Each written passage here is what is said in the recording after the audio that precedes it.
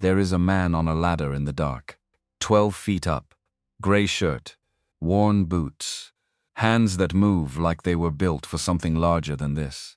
Below him, through a wall of glass, $68 million worth of aerospace engineering is burning itself apart on a test stand. Alarms are silent. Someone turned them off an hour ago. The only sound is the machine, failing. Again, the woman pacing that floor runs a billion-dollar company. She has not slept in 3 days. Her engineers have not solved this in 90.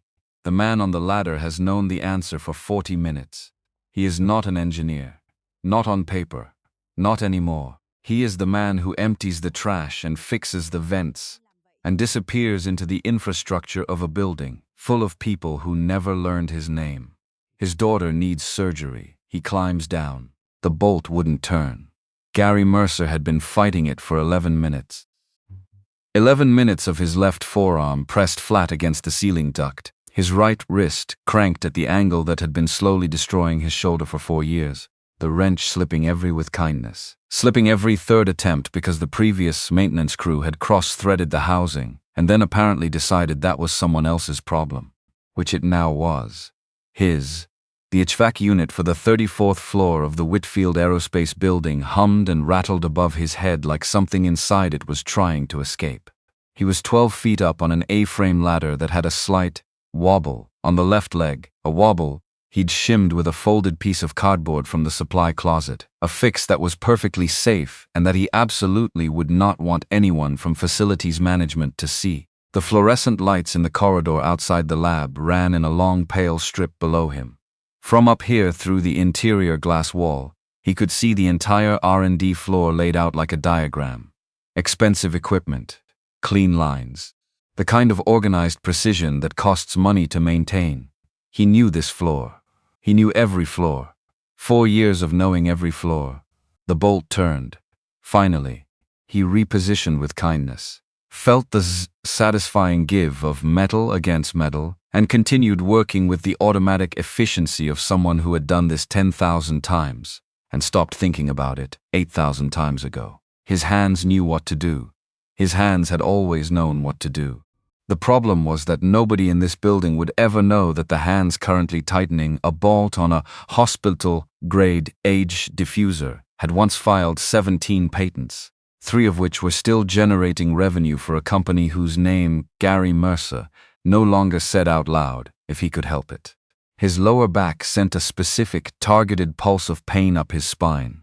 Not the general ache of a long shift, but the precise surgical complaint of a man who had spent the last 3 nights in a vinyl chair approximately 14 inches too narrow, in a room that smelled like antiseptic and other people's fear, beside a hospital bed where his daughter was sleeping with a monitor clipped to her finger, and a reading on that monitor that Dr. Kenneth Shaw had circled twice on the intake form.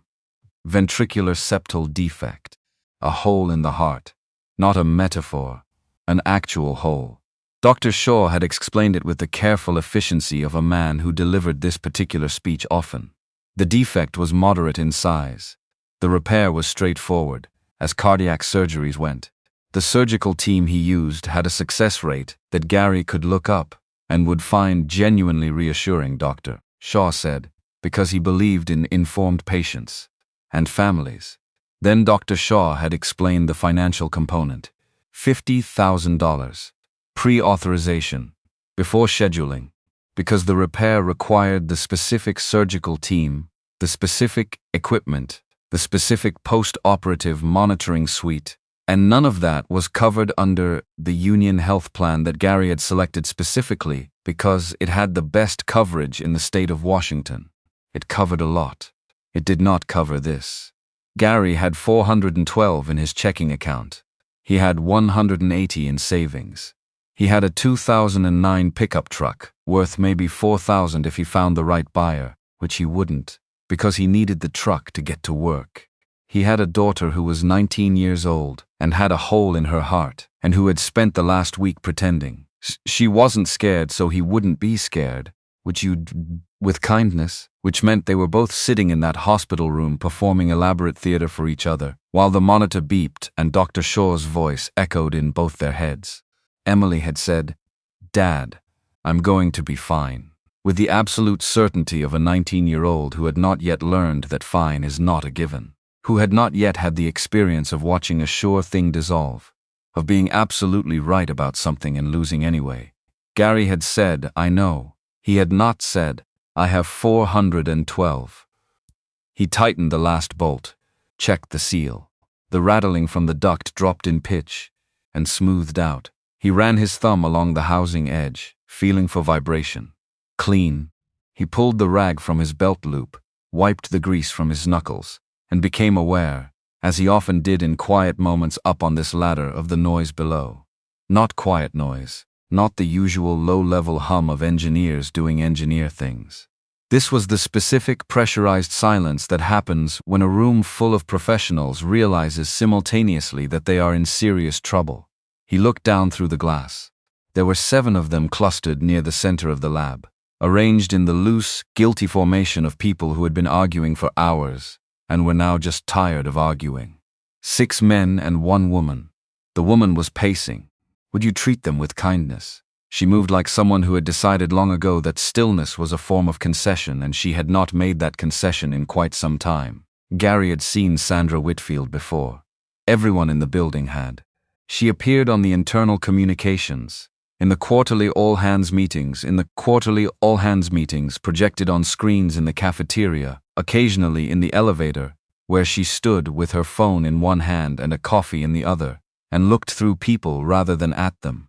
She was 32 years old, and she ran a company that employed 4,000 people, and she wore her authority like a second skeleton, something structural and internal that held everything else in its correct position. Dark hair pulled back hard, a charcoal suit that was not off the rack, a face that in a different context would have made a photographer reach for the camera and, in this context, made experienced engineers take half a step backward when she turned toward them. She was not beautiful the way people are beautiful when they're trying to be. She was beautiful the way a well-machined part is beautiful. Precisely, functionally, in a way that reminded you that something this exact doesn't happen by accident. She was also, Gary could tell from 12 feet up and through a half-inch of safety glass, genuinely furious. Not loud, furious. That would have been easier. The loud kind burned hot and burned out. This was the cold kind. The kind that does math while it's angry. The kind that is already calculating consequences while the other person is still figuring out what happened. The man she was addressing was Brian Colton. Gary knew Brian Colton the way maintenance staff know all department heads, by reputation, by mess, and by the particular way someone talks to you when they consider you furniture. Brian Colton talked to Gary the way you talk to a door you're walking through. Acknowledgement without attention. Brian was in his mid-40s, Harvard engineering track, head of Western Propulsion R&D, and currently standing in front of what Gary could now see through the lab's interior glass was a large conical thrust prototype on a testing stand. One side of the prototype was scorched dark. The scorching was not with kindness. The scorching was not symmetrical. The scorching was not intentional. The telemetry screens visible from the booth showed readings that Gary could read upside down from a ladder, and that did not look like anything you wanted to take to a Department of Defense briefing. I don't want the thermal model, Brian. Sandra's voice carried through the glass with the clarity of someone who had long ago stopped caring whether her tone was appropriate for the situation. I want to know why a $68 million prototype is destroying itself on the test stand. That's what I want. Brian's jaw worked. He had the look of a man rehearsing and discarding responses in real time. The fuel manifold pressure is exceeding tolerance on the primary injection cycle. We've isolated to the casing material. The microfractures are a symptom. You told me. Twice. Sandra stopped pacing. Turned to face the prototype directly. The launch window for the DoD contract is in 72 hours. We need a clean burn test in this room by tomorrow morning. If we don't have it, they pull the funding review. If they pull the funding review, we lose the contract. If we lose the contract, the board has the ammunition they've been collecting for 8 months. She turned back. Looked at each of them in sequence, unhurried, the way a surgeon looks at a pre-op checklist. Is everyone clear on what's at stake, or do I need to draw it? Nobody spoke. Gary watched this from the ladder. He had been watching, off and on, for the better part of an hour. Would you treat them with kindness? Because the prototype had been running test cycles while he worked, and the sound of it had been doing something to the back of his brain since the first spool-up. Not a conscious something. More like the feeling of recognizing a word in a language you haven't spoken in 4 years. The shape of it familiar before the meaning arrives. He knew that sound. He had heard that sound in a converted warehouse in Tacoma in 2017 when he'd been running pressure tests on a deep-sea drone propulsion assembly, and the whole unit had started vibrating at a frequency that made his back teeth ache. Would you treat them with kindness? He'd stood in that warehouse for 20 minutes just listening before he'd understood what he was hearing. Then he'd pulled the injection timing data and seen it immediately. Obvious, once you knew. Invisible, until you'd felt it. The fuel pumps were singing to the casing. Not in a poetic sense. In a physics sense. The injection system was cycling at a frequency that matched the natural resonant frequency of the titanium-aluminum alloy housing. 2 systems vibrating at the same pitch, reinforcing each other, building. Every test cycle, making the microfrac slightly coarse, each fracture changing the resonant characteristics slightly. The system chasing its own destruction in a tightening spiral that would eventually end with a failure spectacular enough to end several careers simultaneously. Gary had known this for 40 minutes. He had known it with the particular certainty of someone who has not just read about this phenomenon, but has put his hand against a similar housing and felt the vibration move through his palm and up his arm and has understood, in his body before his brain, exactly what was happening. He finished with the HVAC unit, checked his work one more time, climbed down the ladder, rung by deliberate rung, his boots, finding each step with the automatic precision of someone who climbs ladders in the dark without thinking about it. He folded the A-frame, leaned it against the corridor wall, picked up his toolbox, felt the weight of it, that specific weight. Red steel box, dented on one corner, handle worn smooth in exactly the spot where his fingers always gripped it. He should go. Clock out. Drive to Seattle General. Read to Emily from the book she'd left on the nightstand. Treat them with kindness. Fall asleep in the vinyl chair and wake up with his neck at the wrong angle and spend tomorrow fighting the same battle he'd been fighting for 6 months with the same $412 in his account and no new ideas about how to turn that into $50,000. He stood outside the lab door, looked through the glass at the prototype, at the telemetry screens, at Brian Colton, who had gone back to explaining the thermal model to Sandra Whitfield, who had the expression of someone being told, for the 3rd time, that the weather was going to continue being a problem. $50,000. Gary opened the door. The smell hit first. Scorched metal and ozone and the particular chemical undertone of a propellant that had been burned too many times in too short a window. He walked across the polished concrete floor with his toolbox in his hand and his worn boots making no particular sound, and he stopped at the edge of the testing chamber and looked through the blast glass at the X9 prototype, and he looked at it for a long time. Nobody spoke to him. For a moment, nobody acknowledged him at all, because a man with a toolbox walking across an aerospace R&D lab was infrastructure, not personnel, and infrastructure doesn't require a response. Then, Brian Colton noticed him. "Can I help you?" The tone of that question contained no actual interest in being helpful. Gary didn't look at Brian. It's a harmonic resonance loop. The room processed this. Brian's expression shifted through several configurations before settling on something between offense and disbelief. "Excuse me? Your fuel injection system is cycling at 300 Hz. The casing alloy rings at 300 Hz. You're not cracking from pressure. You're cracking from sound. Every test cycle, the 2 systems reinforce each other. You could double the casing thickness and it would still fail." Gary looked at the scorched side of the prototype. The fracture pattern was visible even from here, a fan of thin lines spreading from the primary injection port like something reaching outward. The burn signature on the south face tells you. Asymmetrical heat distribution from asymmetrical structural integrity. The casing's already compromised on that side from the resonance. You keep running test cycles. You're not testing, you're destroying. Silence. Brian turned to Sandra with the expression of a man who has decided the best defense is a social one. Miss Whitfield, I don't know what he thinks. Be quiet. Sandra had not raised her voice. She did not need to. She crossed the floor in the direction of Gary, with the unhurried certainty of someone who has made a decision and is now implementing it.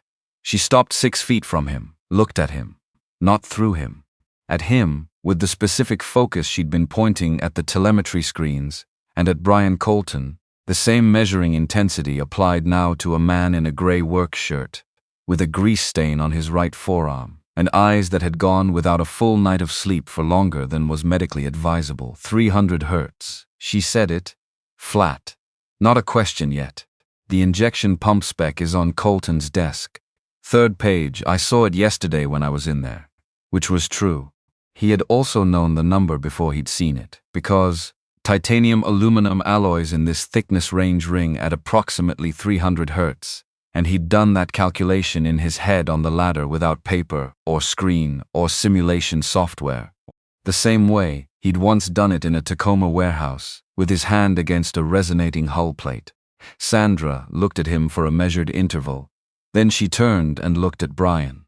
Brian had gone a specific shade of red that Gary recognized as the color of a man who has just understood that the most embarrassing possible explanation for his team's failure might be the correct one. She turned back to Gary. How does a facilities management employee know the resonant frequency of an experimental alloy casing? Gary met her eyes. They were dark and direct, and had the quality of someone who has been lied to by talented people often enough to have developed a calibrated sense for it. I read the materials spec on Colton's desk. I empty his trash twice a week. I see his papers. She looked at him another moment. Your name, Gary Mercer. She said nothing for 3 seconds. During those 3 seconds, Gary could see her processing. Not the name. The claim. She was checking it against the prototype, against the burn pattern, against the telemetry she'd been staring at for 3 days, running it through whatever internal model she used for evaluating people. Then she let out a sound. Not a laugh, exactly. The sound a person makes when a situation has become sufficiently absurd to push past the anger and come out somewhere strange on the other side. She lifted both hands, a brief gesture of surrender that was actually nothing of the kind. Perfect. She looked at her engineering team, 6 men with advanced degrees and 6 months of failed test data between them. Perfect. My lead propulsion engineers have been at this for 3 months, and the man who services our ventilation system has the answer. She looked back at Gary. Something cold and reckless moved behind her eyes. Fine. You know what? Fix it. Fix the X9 by 8 tomorrow morning, and you can have whatever you want. My office. My parking spot. My job. Have at it. The engineers looked at each other with the uncomfortable expressions of people watching something collapse. Gary set his toolbox down. The sound of it on the concrete floor was flat and deliberate. He looked at Sandra Whitfield with the particular steadiness of a man who has been pushed past the point where embarrassment is available as an option. I don't want your job. She blinked. Barely. No, I want $50,000. Direct deposit. Cleared before noon tomorrow. Would you treat them with kindness? The room went still in a way that was different from the previous stillings. This was not stillness of people waiting for the next move in a familiar game. This was the stillness of people who have just understood that the game has changed categories. Sandra's expression did not shift into anything readable. Excuse me. You heard me. Gary took 1 step toward her. Not aggressive. Closing distance the way you close distance when you need someone to hear you accurately and the room is very loud. I fix the X9 by 8 a.m. You pay for my daughter's heart surgery. That's the deal. No severance negotiation, no employment contract. Cash. Cleared. Brian Colton found his voice somewhere in the vicinity of his outrage. Ms. Whitfield, this is completely, he's a maintenance worker. This is Brian. Sandra did not look at him. Stop talking. She was looking at Gary. Would you treat them with kindness? She had been looking at Gary continuously since he'd walked through the door, and she had not looked away since, and she was doing it now with the expression of someone who is reading something written in a language they didn't previously know they spoke. She looked at his hands, the shape of them, the knuckles, the specific call using. She looked at his eyes, which were exhausted and certain in a combination that she recognized because she had seen it once before, in a man who smelled like solvent and metal, who sat at a garage workbench at 2 in the morning, explaining to a 12-year-old girl why engines sound the way they sound. "Your daughter," she said. "She's 19. She needs a ventricular repair. The surgeon won't schedule without the deposit." Gary's voice stayed level. "50,000 is what it costs. What you'll lose if that DoD contract falls through is 400 million. The math is yours to do." Sandra looked at the prototype, at the scorched side, the fracture fan, the telemetry that had been giving them the same bad news in different configurations for 90 days. She looked back at Gary. "If you fail, you're terminated. For cause. No union grievance. If I fail, my daughter waits 8 months for a surgery she needs now. Nothing else matters." Something moved across Sandra's face. Brief. Contained immediately. She crossed to a workstation near the lab entrance, opened a drawer, and removed a black marker and a sheet of Whitfield Aerospace letterhead from the paper tray. She wrote without pausing, fast and angular, 3 lines and a signature. She walked back to Gary and held it out. He took it. "Read it. If Gary Mercer stabilizes the X9 thruster prototype to clean burn parameters by 80 hours, Whitfield Aerospace will transfer 50,000 to his account of record by noon the same day. Failure to achieve this standard results in immediate termination for cause. No appeals." Below that, Sandra Whitfield's signature. Hard and fast, like everything else she did. Gary reached into his shirt pocket. Cheap ballpoint pen, blue ink, the kind that comes in a pack of 20 and loses its cap within the first week. He clicked it, signed his name next to hers, handed the paper back. Sandra took it without looking at it, looked at him instead. "Everyone else. Get out." Brian Colton opened his mouth. "Now, Brian." The temperature in her voice dropped 2 degrees. "Go home. All of you. You are not useful to me at this moment." They went. Not cheerfully. Not quickly enough for anyone's dignity. But they went, filing out through the glass doors with the shuffling awkwardness of people who have just been comprehensively dismissed, and the heavy electronic doors sealed behind them with a soft, pressurized hiss that sounded, in the sudden silence, very final. Gary opened his toolbox before the echo died. He didn't need Sandra's permission. He didn't wait for it.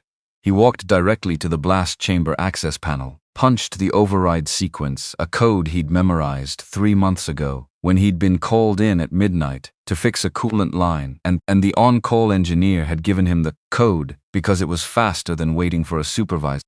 And Gary had the specific kind of face that made people hand him codes without thinking carefully about it, and pushed the heavy door open. The smell inside was intense.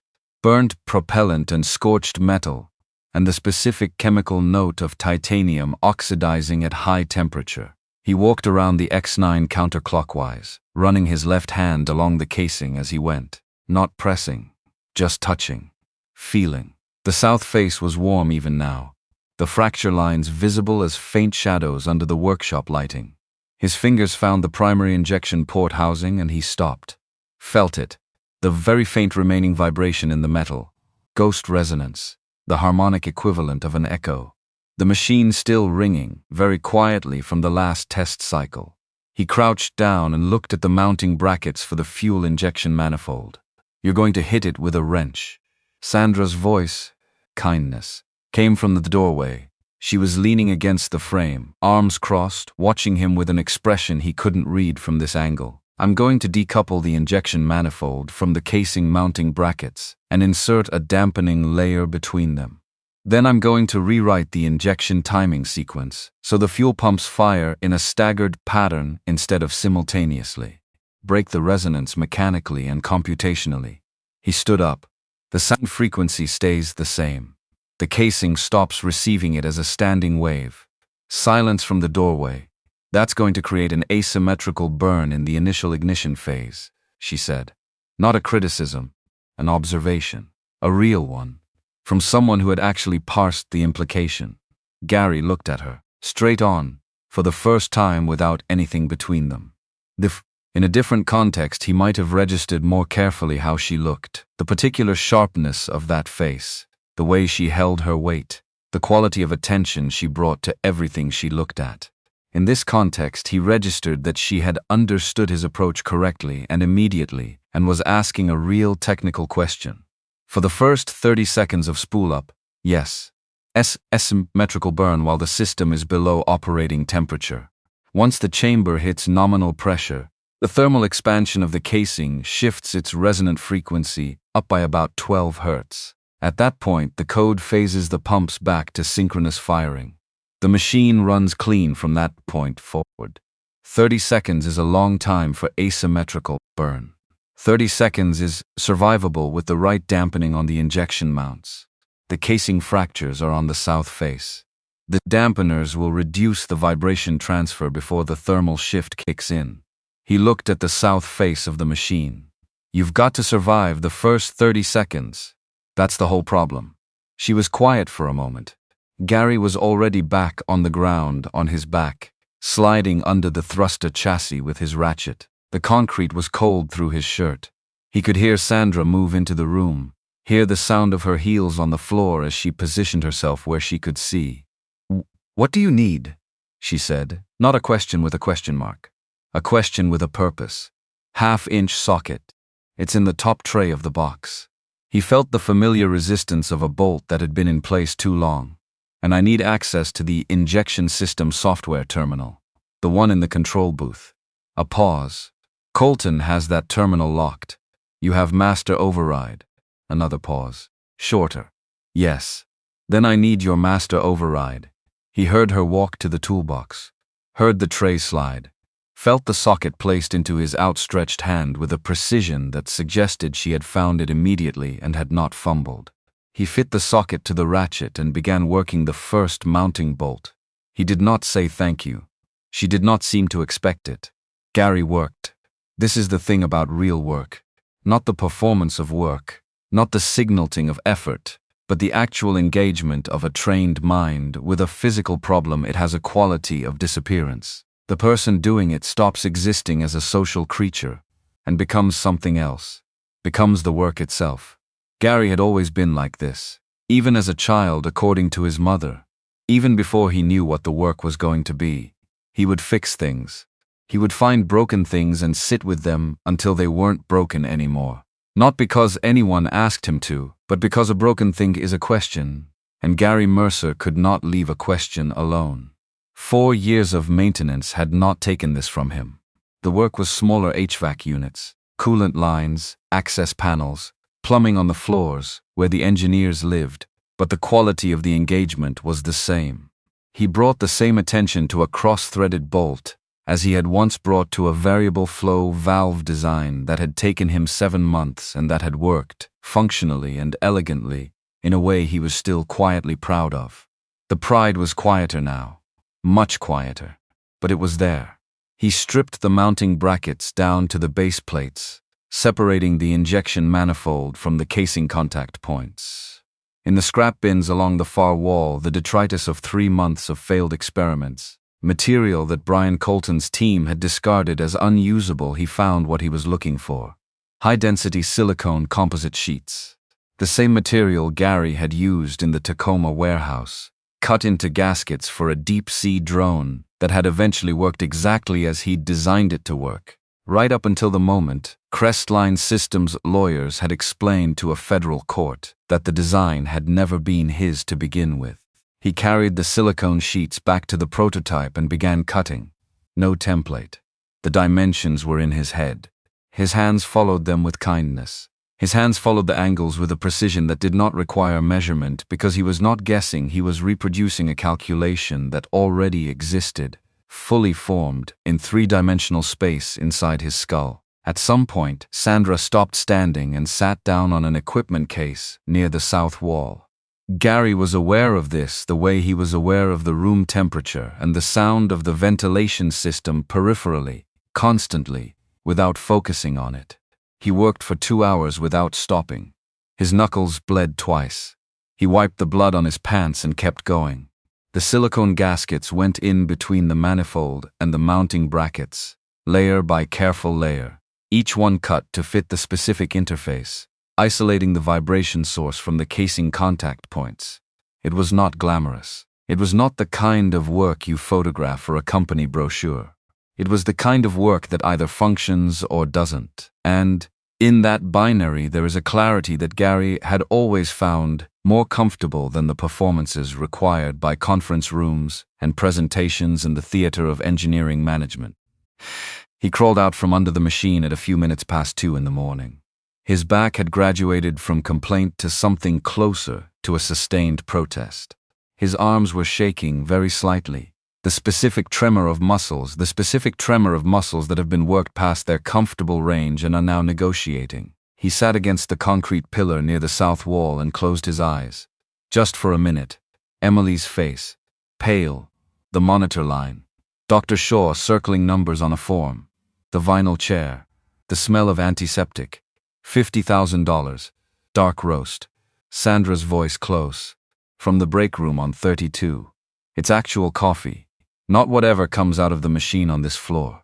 He opened his eyes. She was standing over him. 2 paper cups. Steam rising. She looked, for the first time since he'd walked through the lab door, like a person rather than a function. Her jacket was off. The sleeves of her blouse were rolled to the elbow. There was a faint smudge of something grease, possibly his grease, from the toolbox on the back of her right hand. She hadn't noticed it or didn't care. He took the cup. Their fingers didn't quite touch. His were coated in a layer of grime that he was not going to apologize for. She sat down on the floor next to him, against the pillar.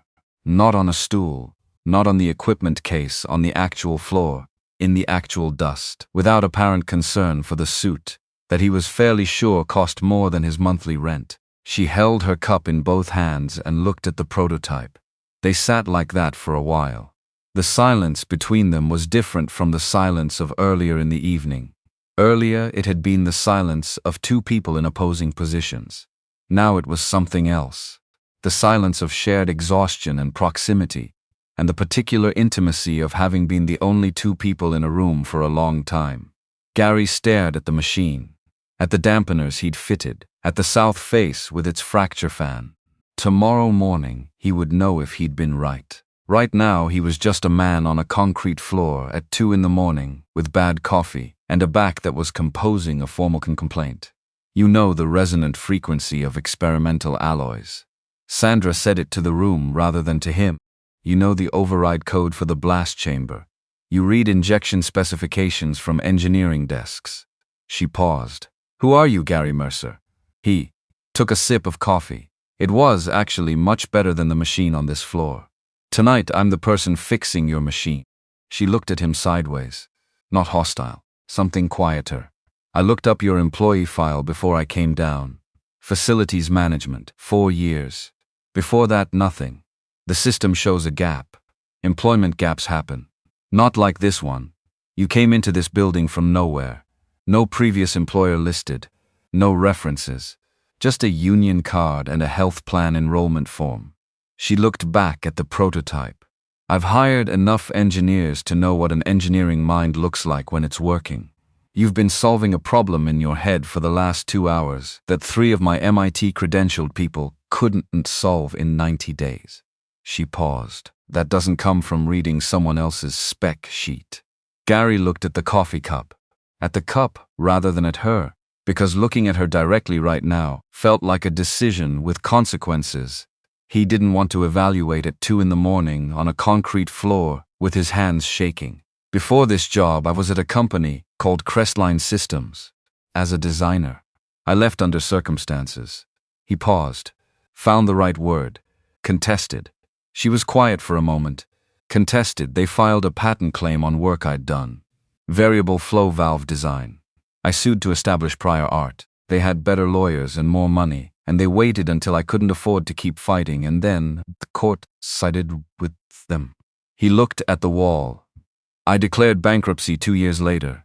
The non-compete covered every major aerospace contractor in the Pacific Northwest. The union job was the only work available with the health coverage my daughter needed. The silence after this had a different texture. He could feel her processing it.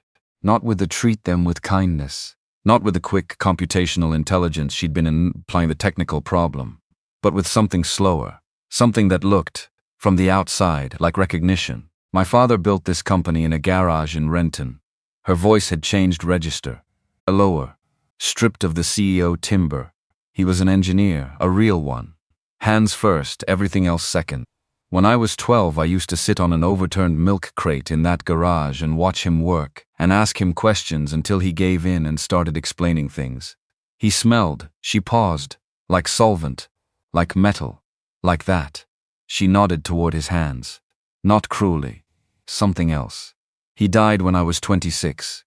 Before I'd proven anything to anyone, including myself. The board tried to push me out the year after. Said the company needed real leadership. Said I was an administrator, not an engineer. Said I didn't understand what the company actually did. She looked at the X9. If we lose this DoD contract, they vote Friday. They'll sell to the first credible buyer. She paused. I know who the credible buyer is going to be. Gary looked at her directly now. She met his eyes. Crestline Systems submitted a letter of interest to our board chair 3 weeks ago. The information landed in Gary's chest like a physical thing, not an emotion exactly. More like a pressure shift, like the feeling of air pressure changing before a storm. He looked at the prototype, at the work he'd done to it, at the scorched south face and the new gasket layer, and the mounting brackets he'd spent 2 hours dismantling and rebuilding. Crestline, who had taken his design, who had taken 7 years of work and run it through a legal system until it belonged to them, who were now, apparently, circling the company whose machine he was fixing, with his hands on a concrete floor, at 2 in the morning. This was no longer just about 50,000.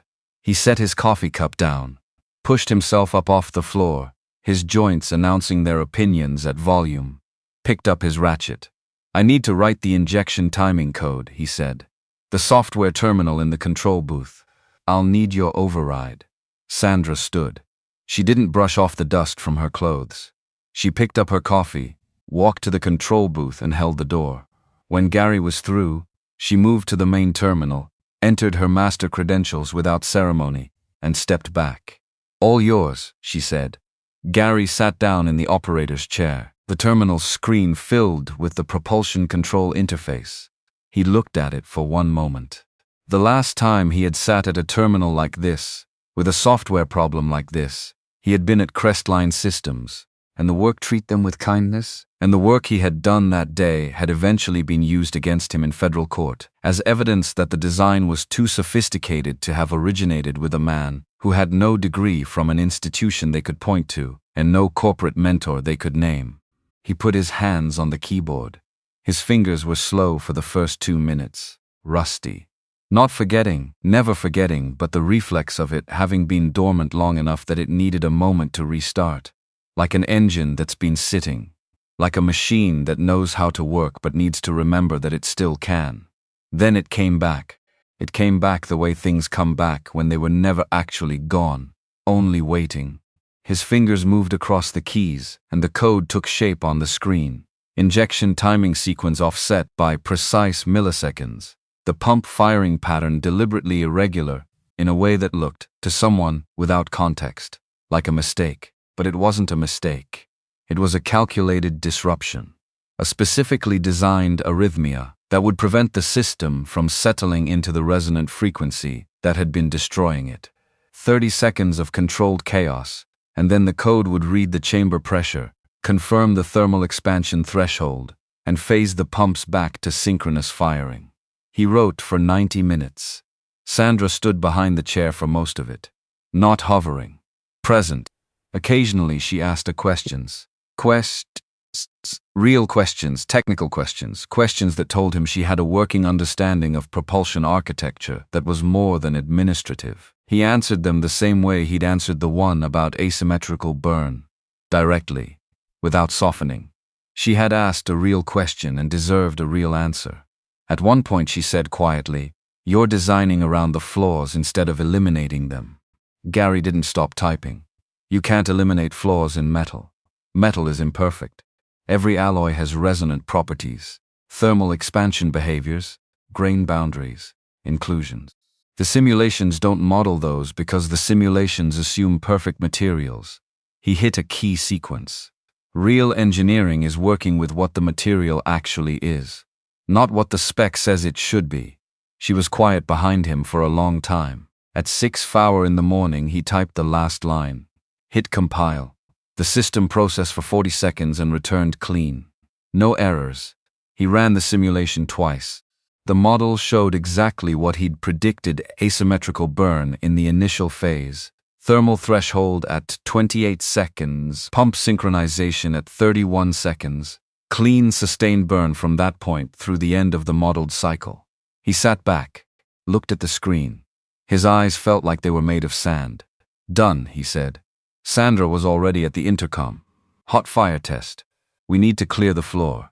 Would you treat them with kindness? They moved to the fortified control booth, with the blast glass and the reinforced walls and the dual monitoring screens that Gary had been looking at from the outside for 4 years. Gary took the operator's seat because it was his code and his fix, and there was no reasonable alternative. Sandra stood beside him. She reached under her collar and withdrew a physical key on a chain, the authorization key for live fire testing, and inserted it into the console without being asked.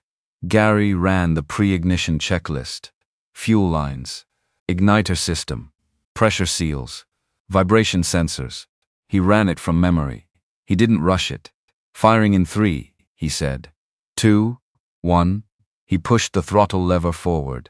Through 4 inches of blast glass, the X9 became light.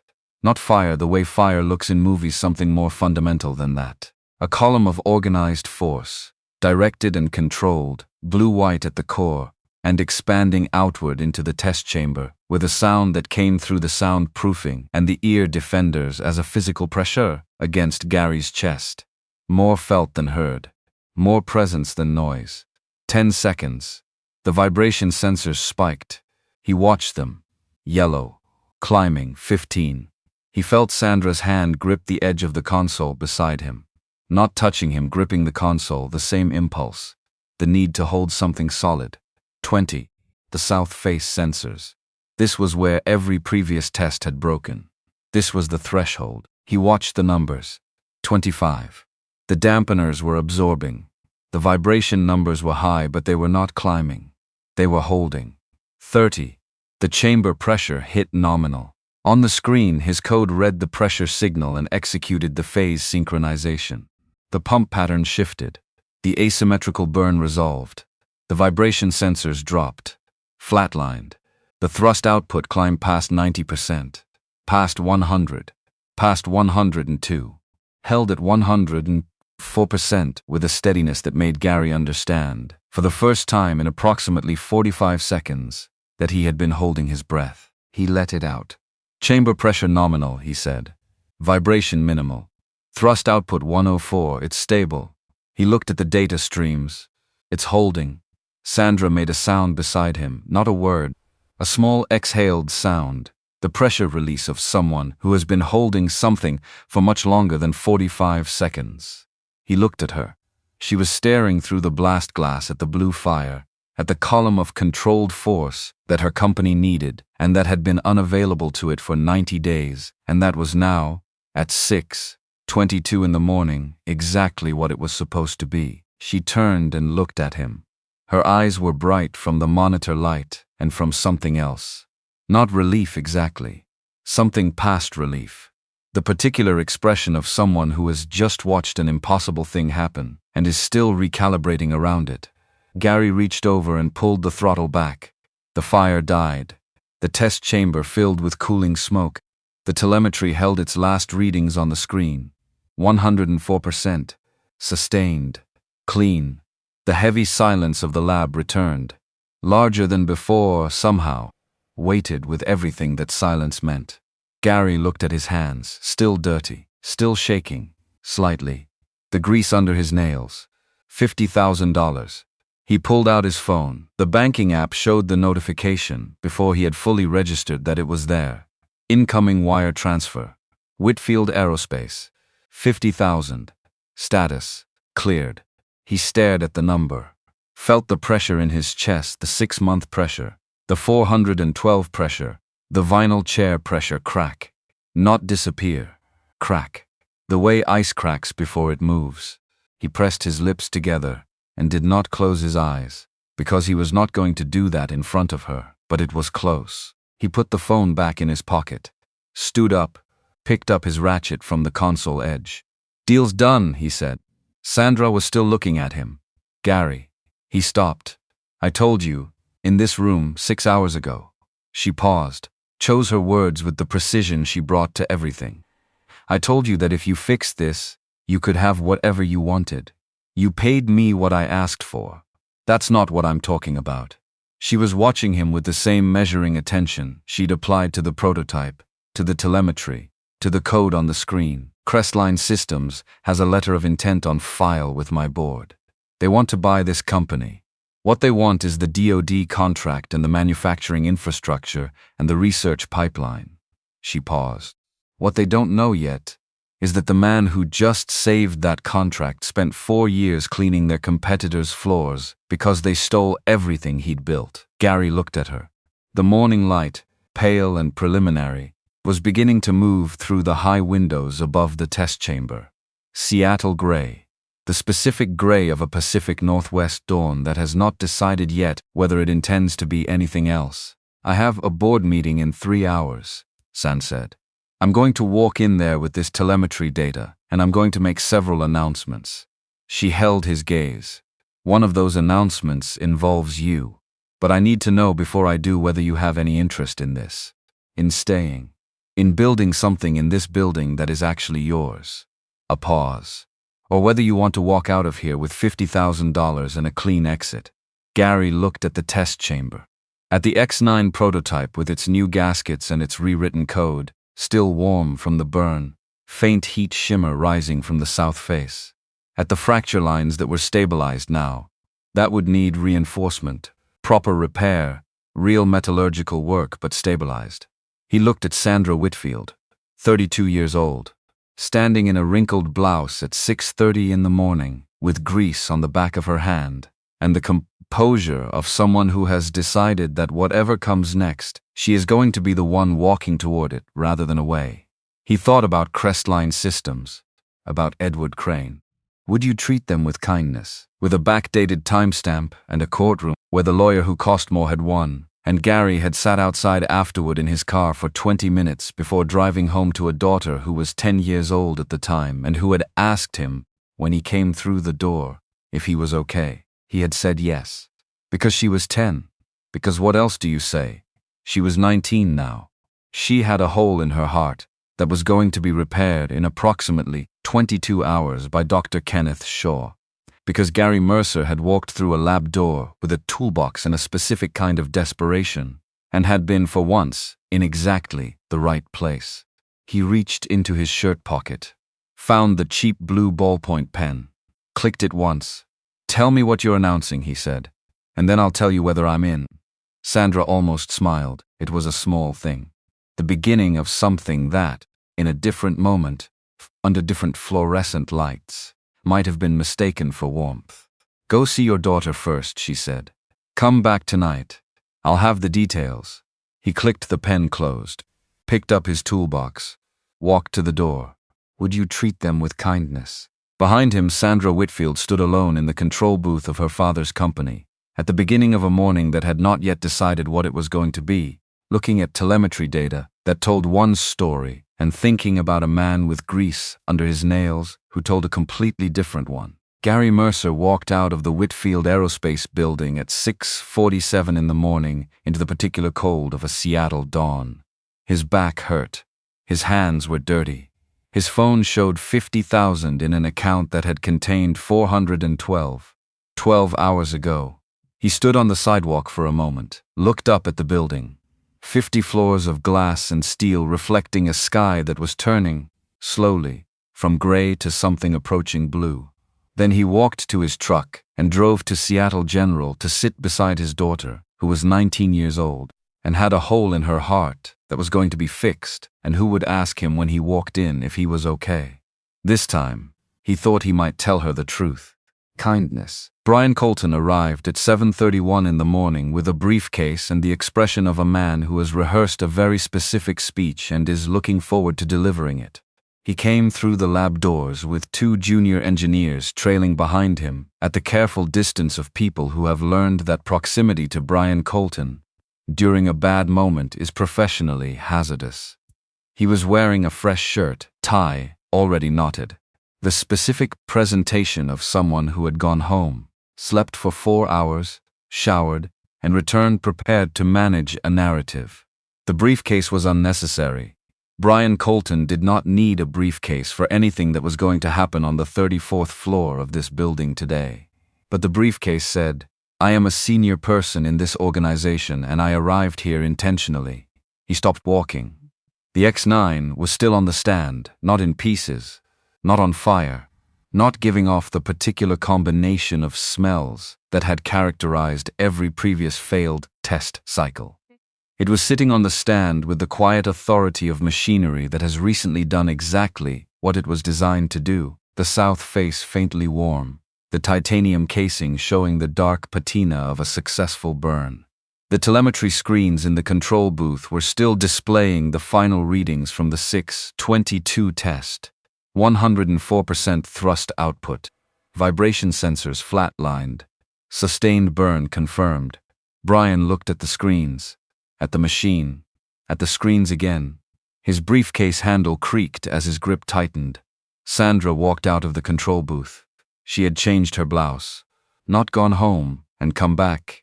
Changed here, which meant she kept clothes in the building. Which meant this was not the first time she had spent the night on the 34th floor. Her hair was back in its precise position. Her expression was composed in the specific way that suggested significant effort had not been required to compose it, which was its own kind of warning.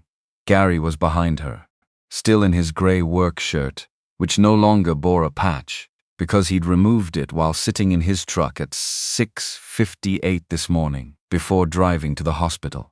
He'd driven back at 7:15 because Sandra had texted 3 words, "Board meeting soon," and he'd understood without further explanation that his presence was relevant. He was still dirty, still moving, with the particular stiffness of someone whose body has been making complaints for several hours and has escalated to formal grievances. But he was here. Brian looked at Gary. Something moved across his face, complex and rapid and not attractive. "He's still here. Not a question, Brian." Sandra's voice was flat and conversational, the tone of someone addressing a minor administrative matter. The X9 ran a clean, sustained burn at 6:22 this morning. 104% efficiency. The vibration anomaly is resolved. Brian's jaw shifted. He set his briefcase down on the nearest work surface, with a sound that was supposed to communicate authority and instead communicated agitation. "Ms. Whitfield, with respect." He touched the prototype without authorization. He accessed the control terminal with your override credentials, which is a security violation under Section 7 of the R&D. He fixed it, Brian. That's not the point. The point is that an unqualified facilities employee accessed a classified defense prototype in violation of. "The point," Sandra said, and something in her tone sharpened by about 15 degrees, is that the Department of Defense receives their burn data package in 45 minutes. The point is that the contract we have been trying to preserve for 90 days is intact. The point is that the only reason any of that is true is standing behind me in a dirty shirt. She paused. Let that sit for exactly the right amount of time. The security protocol argument is fascinating, Brian. I would love to continue it at length. I will not be doing that today. One of the junior engineers behind Brian found something extremely interesting to look at on his tablet.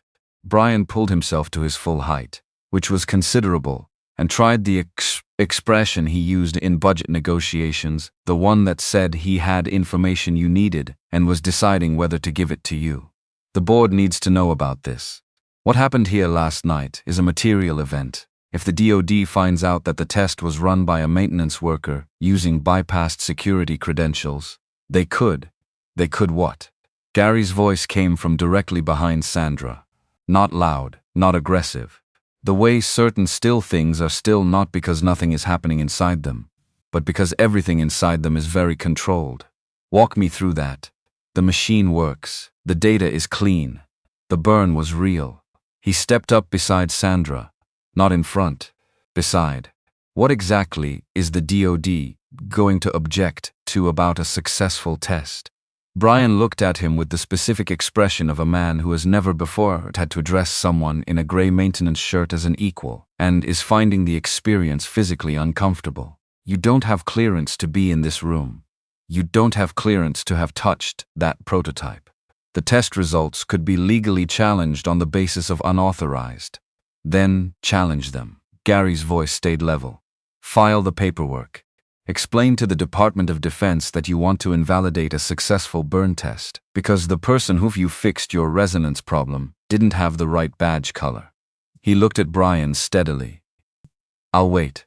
Brian's mouth opened, closed. A complete thought failed to emerge. Sandra let the silence run for 4 full seconds, which was 3 seconds longer than comfortable and 1 second into the range that makes people recalibrate. Then, Brian Colton. Your employment at Whitfield Aerospace is terminated effective this morning. HR will contact you about the separation agreement. Please leave your access card at the security desk on the way out. She said it the way you read a weather report. Factual. Informational. The event has occurred. Here are the relevant details. Brian stared at her. She looked at him with the patient attention of someone waiting for a process to complete. You can't. Brian started. I can. She tilted her head by approximately half an inch. I did. 20 minutes ago, actually. You received the notification while you were in the elevator. Check your phone. She looked at the 2 junior engineers. You 2 will be at the DoD data briefing at 9. You'll present the burn results. I'll send you the format. They nodded. Quickly. In the way of people who have just witnessed something and are very committed to being on the correct side of it. Brian picked up his briefcase. His face had passed through red and come out somewhere pale and tight on the other side. He looked at Gary one last time, a look that contained several things, none of them useful, and then he walked to the door, and out of it, and the heavy electronic seal made its soft pressurized sound behind him, and he was gone. The 2 junior engineers looked at each other, at Sandra, at Gary, back at their tablets. Gary looked at the X9, at the work he'd done in the dark. You terminated him before you came out here. Sandra looked at the telemetry screens. I terminated him at 7:12. I received the burn data confirmation at 7:09. The sequence was logical. Gary almost said something. Decided against it. Picked up his toolbox from the floor beside the control booth. He had told Sandra, in the truck, via text, that he would come back for the board meeting conversation. He had not told her he would stay through it. He had a daughter in a hospital bed scheduled for surgery in less than 24 hours, and a back that had formally requested early retirement. Board meeting, Sandra said, not looking at him. At the screens, you said tonight. I said I'd have details tonight. The meeting is in 2 hours. She turned. I need you there. He looked at her. Would you treat them with kindness? She had already done something. He could see it in the set of her shoulders, in the particular quality of her composure, which was the composure of someone who has moved past deciding into executing. She had done something he didn't know about yet. Something that changed the meeting's structure. He set the toolbox down. Again. For the second time in 12 hours, he set that toolbox down in this building, because a situation had shifted into a shape he hadn't anticipated. 2 hours, he said. The Whitfield Aerospace boardroom occupied the northwest corner of the 48th floor with floor-to-ceiling glass on 2 sides and a view of Puget Sound that on clear days was genuinely arresting, and on Seattle mornings like this one was a silver-gray expanse of water and low cloud that managed to be beautiful anyway. The table was long and dark and had the weight of a piece of furniture that was chosen specifically to communicate permanence. 7 chairs along the sides, 1 at each end. Would you treat them with kindness? Donald Harwick sat at the head of the table with the ease of a man who considers himself a load-bearing element in the structure of this organization. He was 63 with kindness. The kind of board chairman who had been in these rooms long enough that the rooms had started to feel like they belonged to him rather than to the company. He had the handshake of a man who understood that handshakes are a dominance display and practiced accordingly. Would you treat them with kindness? He was looking at a printed summary of the DoD burn data that Sandra had distributed before the meeting, and he had the expression of someone who is trying to find the problem in a document that is refusing to contain a problem. 6 other board members arranged themselves along the table with the varied expressions of people who have been called to an unexpected meeting and are still calibrating how alarmed to be. Gary recognized 2 of them from the internal communications he'd occasionally seen on the cafeteria screens. The rest were unfamiliar. All of them noticed Gary when he walked in with Sandra. All of them did the same rapid inventory: the gray shirt, the worn boots, the toolbox he'd left downstairs but whose absence didn't erase the impression it would have made. And all of them arrived at the same question, and none of them asked it yet. Gary stood to the left and slightly behind Sandra. Not hiding, just not leading. This was her room in her building, and he understood staging. Sandra did not sit. Would you treat them with kindness? She set her laptop on the table, connected to the room's display system, and without the performative pleasantries that these meetings apparently usually opened with, she pulled up the burn telemetry. The screen filled with data. Clean data. Unambiguous data. The thrust curve. The vibration sensor readings dropping to baseline at 31 seconds. The sustained 104% output running across the timeline like a flat horizon. The X9 prototype ran a successful full-burn test at 6:22 this morning, Sandra said. The DoD received the data package at 8:47. Contract status has been confirmed as active. The launch window for Q3 is secure. She advanced to the next slide. The DoD confirmation email, full text, timestamp visible. That's the good news. She advanced again.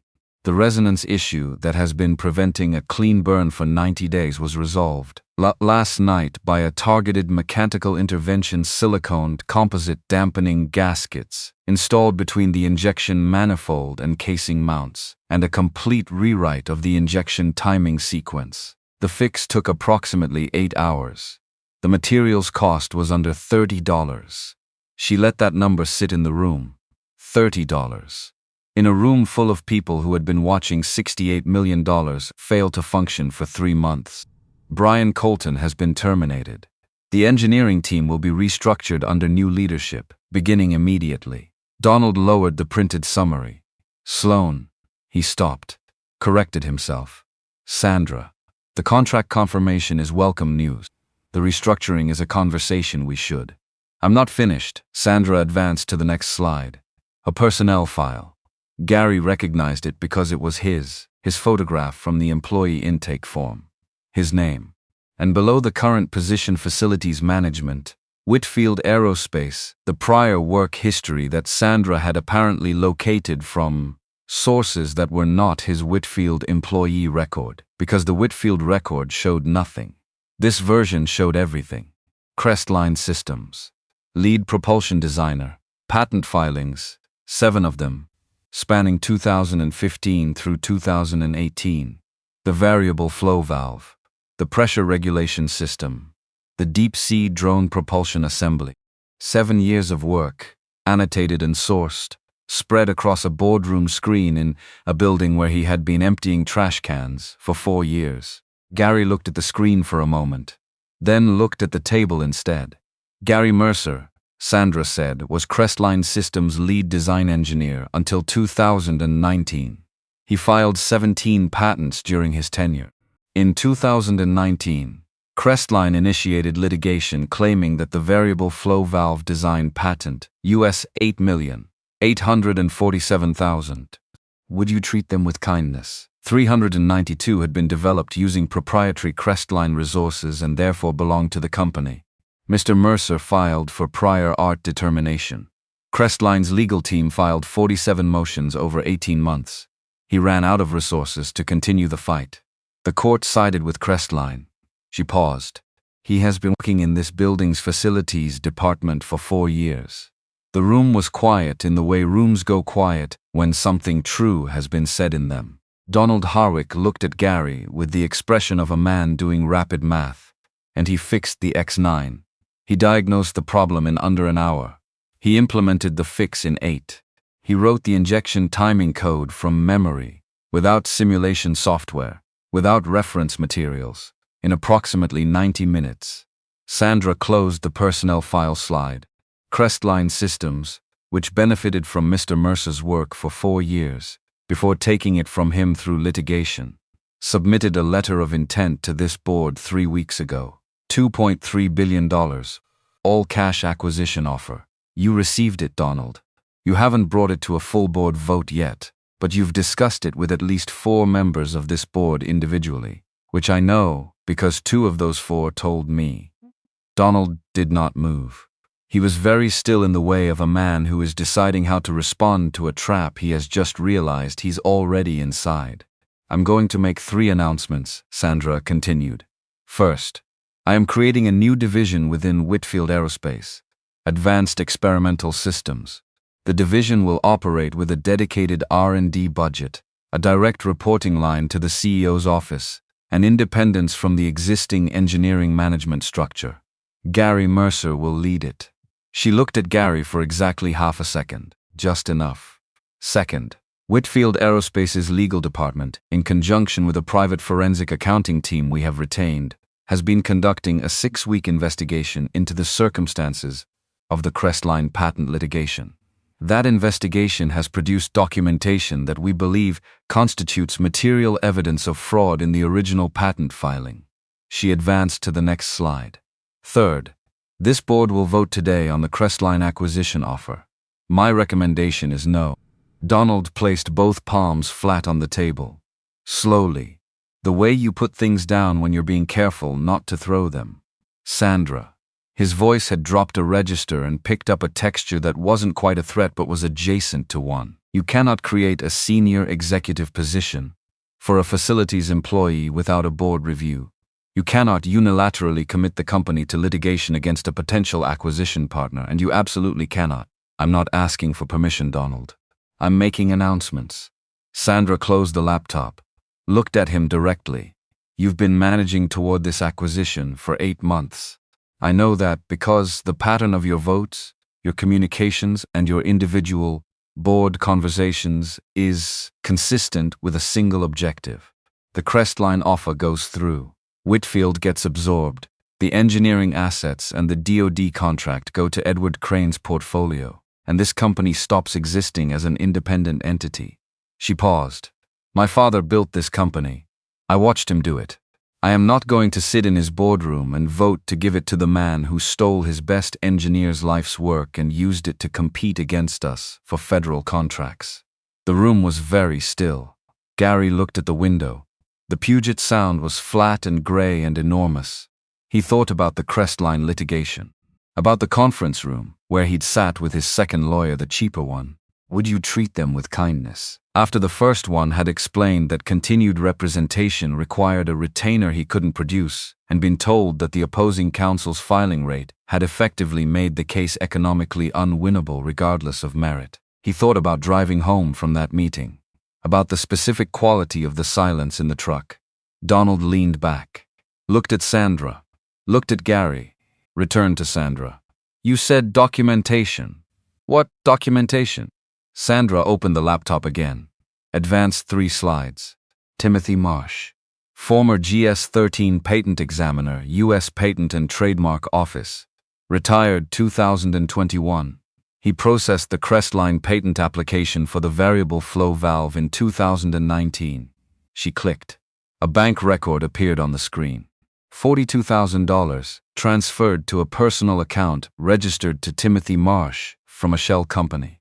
The transfer occurred 11 days before the Crestline application was processed and 14 days before the application received its expedited review designation. Another click. An email chain. Redacted in parts but structurally clear. This was compiled by a forensic accounting team with federal investigation experience. 6 weeks of work. Not speculation. Not inference. Bank records, email documentation, and a signed statement from a secondary party, who was present at 2 meetings between Marsh and a Crestline senior vice president. She looked at Donald. We have enough for a civil filing.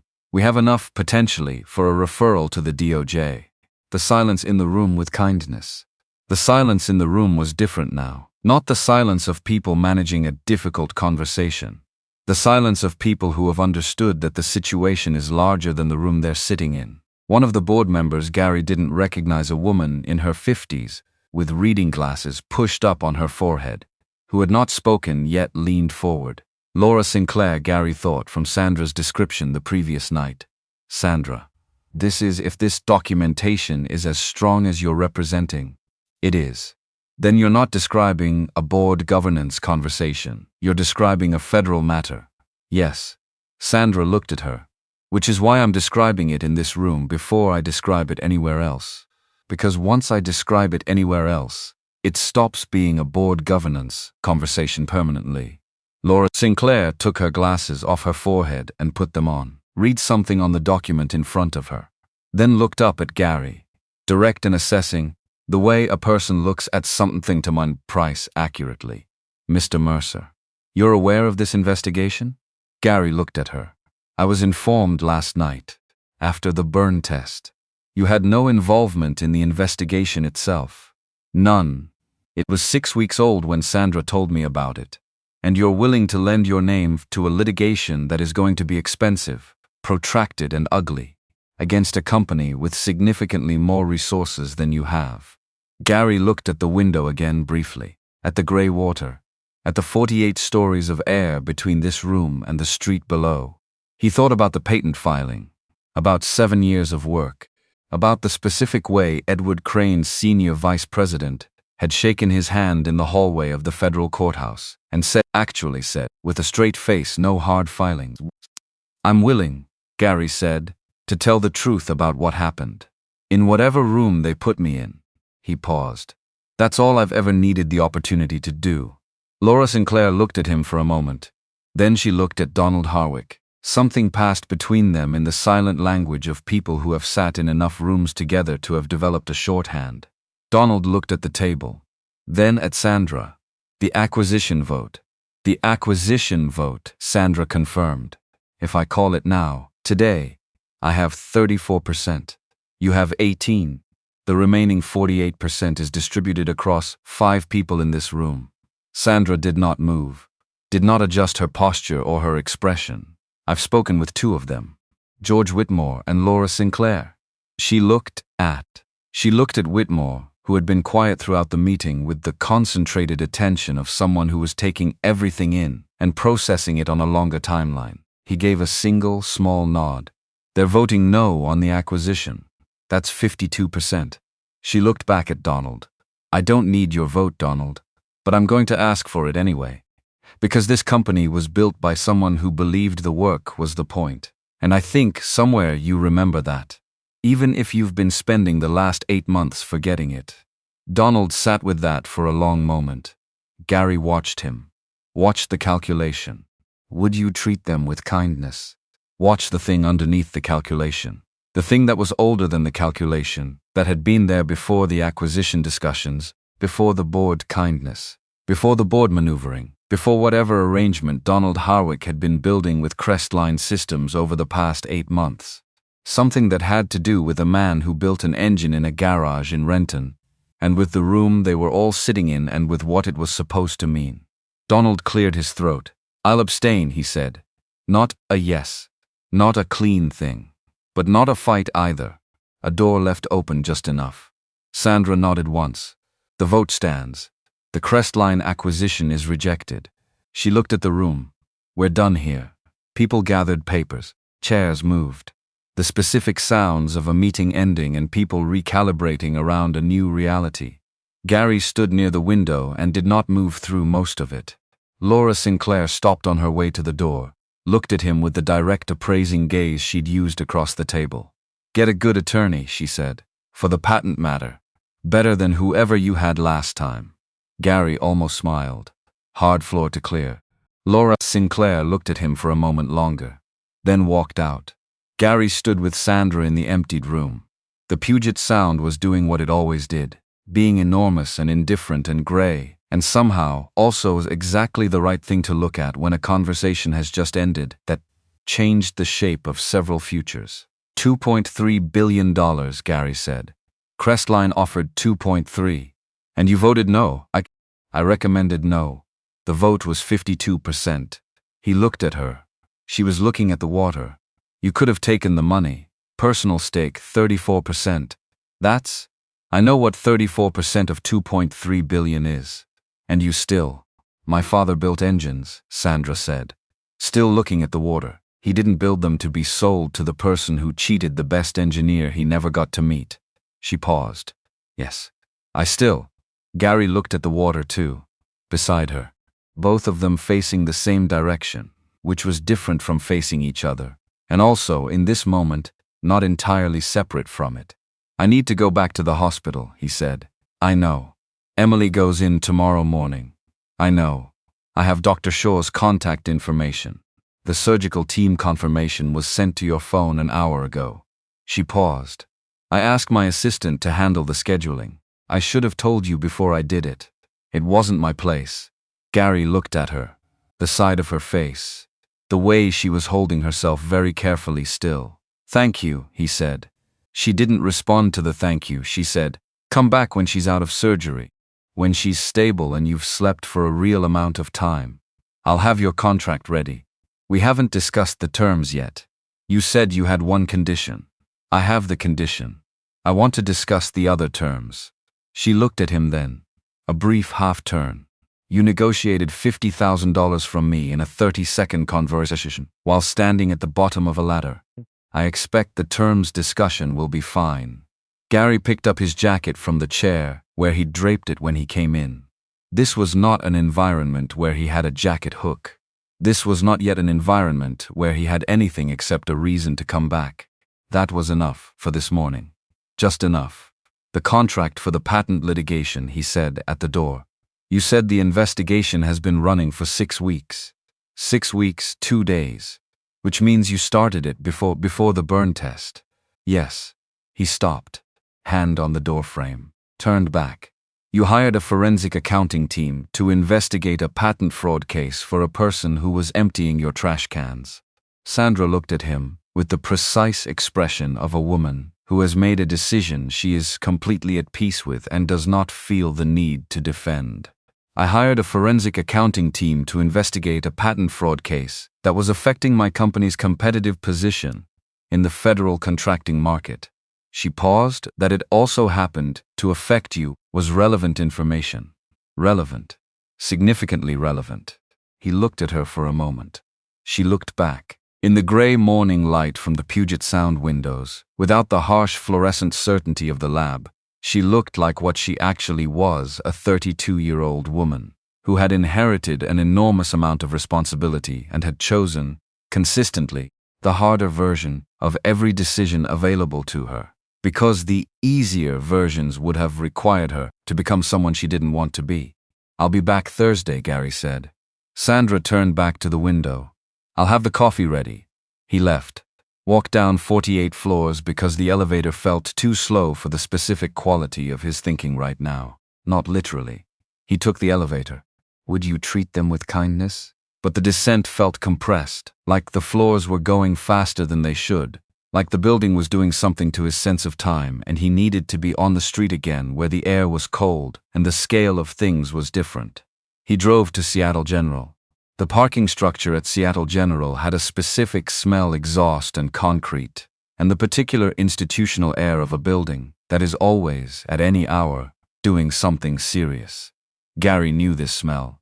He had been parking here for 3 days. He walked through the lobby and into the elevator with the automatic efficiency of someone who has already memorized the route, whose body knows the turns without having to think about them. Emily was awake. This was both better and worse than the alternative. Better you treat them with kindness. Better because she was awake and looked more herself, sitting up against the raised hospital bed with a book open on her lap and her dark hair loose around her shoulders, and the color in her face improved from the previous day, which Dr. Shaw had noted was a positive indicator. Worse because she was awake, and therefore would immediately read him, the way she always read him, with the particular accuracy that 19-year-old daughters apparently develop for fathers who are trying to protect them from information. She looked up when he came through the door, took him in. "You didn't sleep." "I slept in what?" "The truck." "In a chair." He sat down in the visitor's chair, the one that was 12 inches too narrow. He had stopped noticing how uncomfortable it was sometime around the second night, which was either adaptation or exhaustion. "How are you feeling?" "I feel fine." She closed the book. "You look like you fixed something large and then had a board meeting." He looked at her. "Why board meeting specifically?" "Because you have the face you used to get when you came home from work at Crestline after a bad meeting. That specific tired." Except, she tilted her head, looking at him the way his daughter had always looked at him, with the frontal directness of someone who has never learned to look sideways at things. Except this time the tired looks different. Like the meeting was bad, but the thing before the meeting was good. Gary sat with that. His daughter. 19 years old and 3 months into a philosophy degree she'd started with a scholarship, before the cardiac diagnosis had interrupted the semester. 19 years old and reading him from a hospital bed with a monitor clipped to her finger and a surgery scheduled for tomorrow morning. I fixed something," he said. "At work. Something big?" $68 million aerospace prototype. Harmonic resonance issue. Emily blinked. Once. She stopped. "Dad, you fixed." It was a straightforward problem once you understood what was happening. He looked at his hands. The grease was mostly gone now. He'd washed them twice in the hospital bathroom. Almost gone. It paid well. Emily was very quiet for a moment, looking at him. "How well?"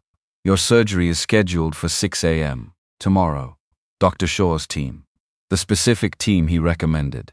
She didn't say anything.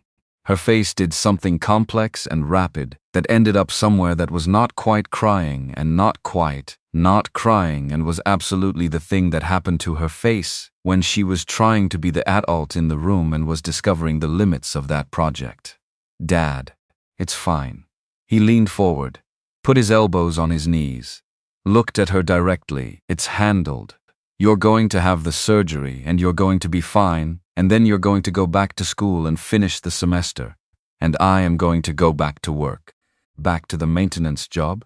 He thought about the boardroom, about Sandra's laptop and the telemetry data and 34% of $2.3 billion, and the folder on the table that had his name on it, and his patents listed, and his photograph from an intake form. He thought about a contract he hadn't signed yet but was going to. "Different work," he said. "Better work." Emily looked at him for a long time. The monitor beeped its rhythm. The room held its hospital smell.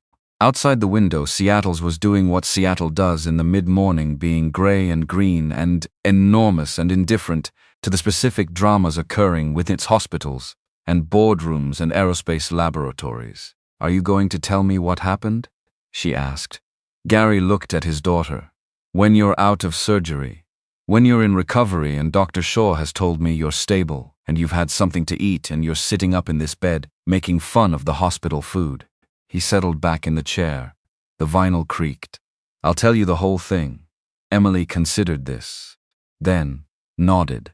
Once, in the way she'd always nodded when she'd decided to trust him on something, which she did less automatically now that she was 19, and had opinions about when trust was warranted, which was actually an improvement, in his view, as these things go. "Okay." She picked up her book. "Are you going to sleep in that chair again tonight?" "Probably. There's a family lounge on this floor with actual couches." "I know." "You could." "I know, Emily." She looked at him over the top of the book, said nothing, went back to reading. Gary leaned back in the chair and looked at the ceiling and thought about silicone dampening gaskets and forensic accounting teams and the specific pattern of a patent fraud built over 11 days in 2019 by people who had assumed the man they were taking from would not have the resources to come back at them. They had not been wrong, exactly. He hadn't had the resources. He still didn't, technically. But he had found himself, through a specific sequence of events involving a broken machine and a CEO in a charcoal suit, and a ballpoint pen from a pack of 20, in a position where someone else's resources were now pointed in the same direction his truth had always been pointed. And there was something about that combination, his truth and her resources, and the 6-week forensic paper trail, and the specific expression on Donald Harwick's face when 52% of a board vote went somewhere he hadn't planned, that Gary was beginning to understand was not the same thing as winning, but it was the beginning of the beginning. And the beginning was more than he'd had yesterday. His phone buzzed. He pulled it out. A text from a number he'd added to his contacts at 7:08 this morning in the parking structure, before going back up to the lab. Sandra Whitfield. The text read, Edward Crane just filed a formal complaint with the DoD contracting office alleging irregularities in the X9 burn test. He claims unauthorized personnel conducted the test. DoD has acknowledged receipt. They're reviewing. Gary stared at his phone. So, that was Crestline's move. Not the acquisition. The door was closing. They were going around the board. Going directly to the DoD to challenge the test results. If they could cast enough procedural doubt on the burn test, the contract review reopened. If the contract review reopened, the Q3 timeline collapsed. If the timeline collapsed, the board would be looking at a very different financial picture on Friday, and a very different acquisition calculus. He typed back, "How long does a DoD review take?" Her response came in 40 seconds, minimum 2 weeks. "They'll want to speak to everyone who was present for the test." He typed, "including the unauthorized personnel." 3 seconds. Then, "Yes. Are you available to speak to a federal contracting officer?" Gary looked at the ceiling, at the light fixture, at the specific institutional off-white of a room that had seen a great many difficult conversations and had no opinion about any of them. He typed back, "Tell me when and where." He put the phone in his pocket. Looked at Emily, who had not looked up from her book and did not know about any of this, about Crestline's move, about the DoD review, about the entire machinery that was now in motion around a burn test that had occurred 7 hours ago in a building 3 miles from this hospital room. She did not need to know tonight. Tonight she needed to sleep and eat and be calm before a surgery. Tonight he needed to sit in this chair, in this room, and be her father. Whatever else was happening. The legal machinery, the federal review, the specific problem of Edward Crane deciding that if he couldn't buy Whitfield Aerospace, he would dismantle it from a distance. That was tomorrow's problem. Tonight was the chair and the monitor and Emily's book and the particular stillness of a night before a surgery, which has its own quality, its own time signature, not peaceful exactly, but contained. A held breath, the 30 seconds before the thrust curve stabilizes. Gary Mercer sat in the vinyl chair and watched his daughter read and let the night do what nights do when you're waiting for something that matters. His phone buzzed one more time. He almost didn't check it. He checked it. Sandra. Not a text this time. A photograph. The patent documentation from the forensic investigation, spread across her desk, with a sticky note on top in her handwriting. Timothy Marsh agreed to a voluntary interview. He's talking. Gary looked at the photograph for a long moment, at the papers, at the sticky note, at the handwriting that was fast and angular and took up more space than it needed to. He thought about a patent clerk, about $42,000 in a personal account, about 11 days and a filing and a stamp and the machinery of a legal system that had been used against him, not because it was designed to be used that way, but because someone had decided that the rules were guidelines when the money was large enough. He thought about what it means when the person who cheated you starts talking, not winning yet, not close, but somewhere in the distance, past the DoD review and the federal court filing and the months of procedural machinery that were going to follow. Somewhere, past all of that, there was a version of this where Gary Mercer's name was on the patent that Gary Mercer had designed. He put the phone away, looked at Emily, still reading. The monitor beeped. The room held its breath. He would tell her on the other side of the surgery. The whole thing. The ladder and the lab and the burn test and the boardroom and the forensic accounting team and the woman who had started an investigation 6 weeks before she'd had any reason to believe it would matter. He would tell Emily all of it when she was in recovery and the color was back in her face and the surgery was behind them both. For now he sat in the chair, in the particular quiet of a night before, and waited. The surgery took 4 hours and 11 minutes. Gary knew this because he had been watching the clock on the wall of the surgical waiting room since 6 hours in the morning, when the doors had closed behind Dr. Shaw's team, and Emily had gone from being a person he could see to being a person who had to trust enough was being handled correctly by people he had no way to verify were being careful enough, which was the specific torture of surgical waiting rooms. You hand someone over, the doors close, and then you sit in a chair that is marginally better than the vinyl one in Emily's room, and you drink bad coffee and you look at a clock, and you perform the mathematics of worry in a continuous loop that produces no useful output. He had his phone. He did not look at it. Whatever was happening at Whitfield Aerospace, and at the DoD contracting office, and in whatever legal machinery Sandra Whitfield had set in motion, none of that was relevant between 6 hours and whenever those doors opened. It could all wait. Crestline could wait. Edward Crane could wait. The entire apparatus of corporate revenge and patent fraud and federal review could wait in line behind the specific fact of his daughter on a surgical table with her chest open and Dr. Shaw's hands inside it, patching the thing that had been wrong since before she was old enough to know it was there. He did not pray exactly. He was not sure he believed in the mechanics of prayer. But he sat in the chair with his hands folded and his eyes on the clock, and he directed some focused, wordless, concentrated thing in the direction of those doors. The way you point everything you have at a problem you can't solve yourself. The way you put the fuel in and ignite it and then watch the data and hope you did the math right. At 10:15, Dr. Shaw came through the doors in scrubs, walking at a normal pace, not hurrying. Not with the expression of someone who has bad news and is trying to outrun it. Gary stood up before he'd consciously decided to stand. Dr. Shaw stopped in front of him. The repair is complete. The defect was slightly smaller than the imaging indicated, which is good news. The patch is clean. No complications during closure. She's in recovery. He paused. Let Gary have a moment with that. She'll be awake within the hour. Groggy. Some disorientation from the anesthesia, but you can go in as soon as she's stable in the recovery suite. Gary put his hand out. Dr. Shaw shook it. Gary held the handshake a half-second longer than necessary, not because he had anything else to communicate, but because his hand needed to hold on to something solid for one more moment. "Thank you," he said. Just that.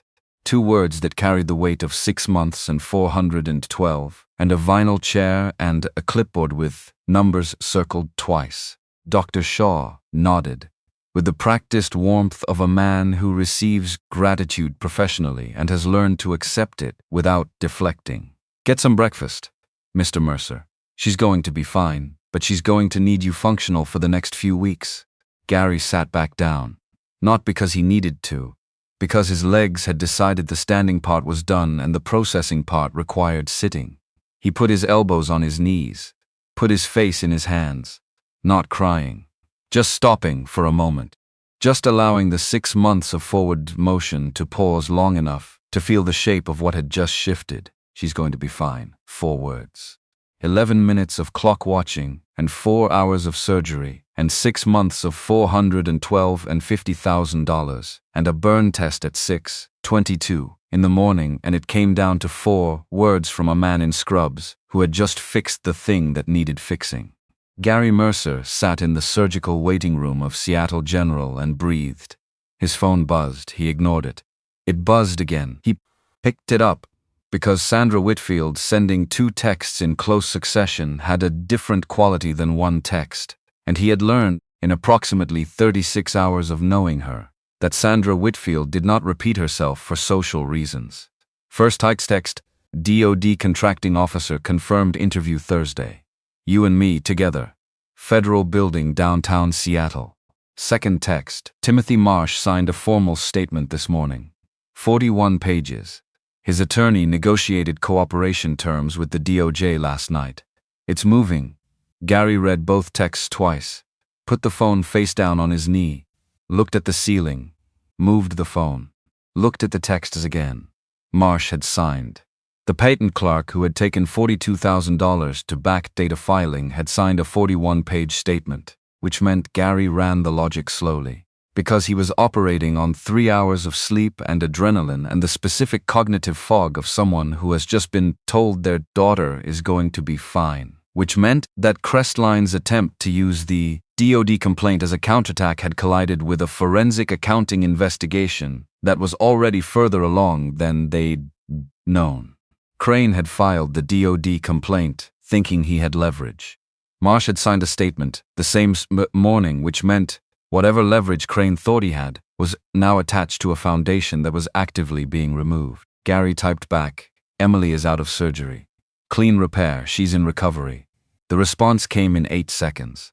Not a text, a photograph.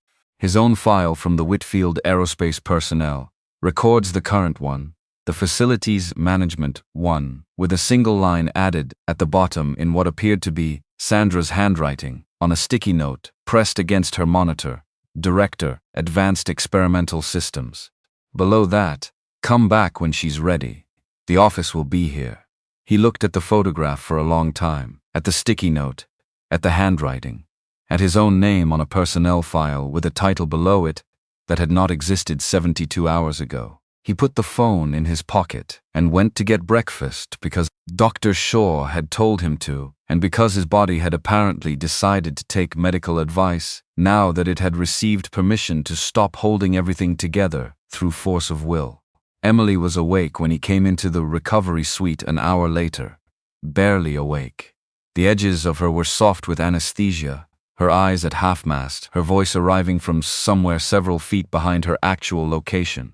But she was there, eyes open, tracking. Would you treat them with kindness? Looking at him when he came through the door with the specific recognition of someone who knows who they're looking for. "Hey." Her voice was a dry rasp. "Hey."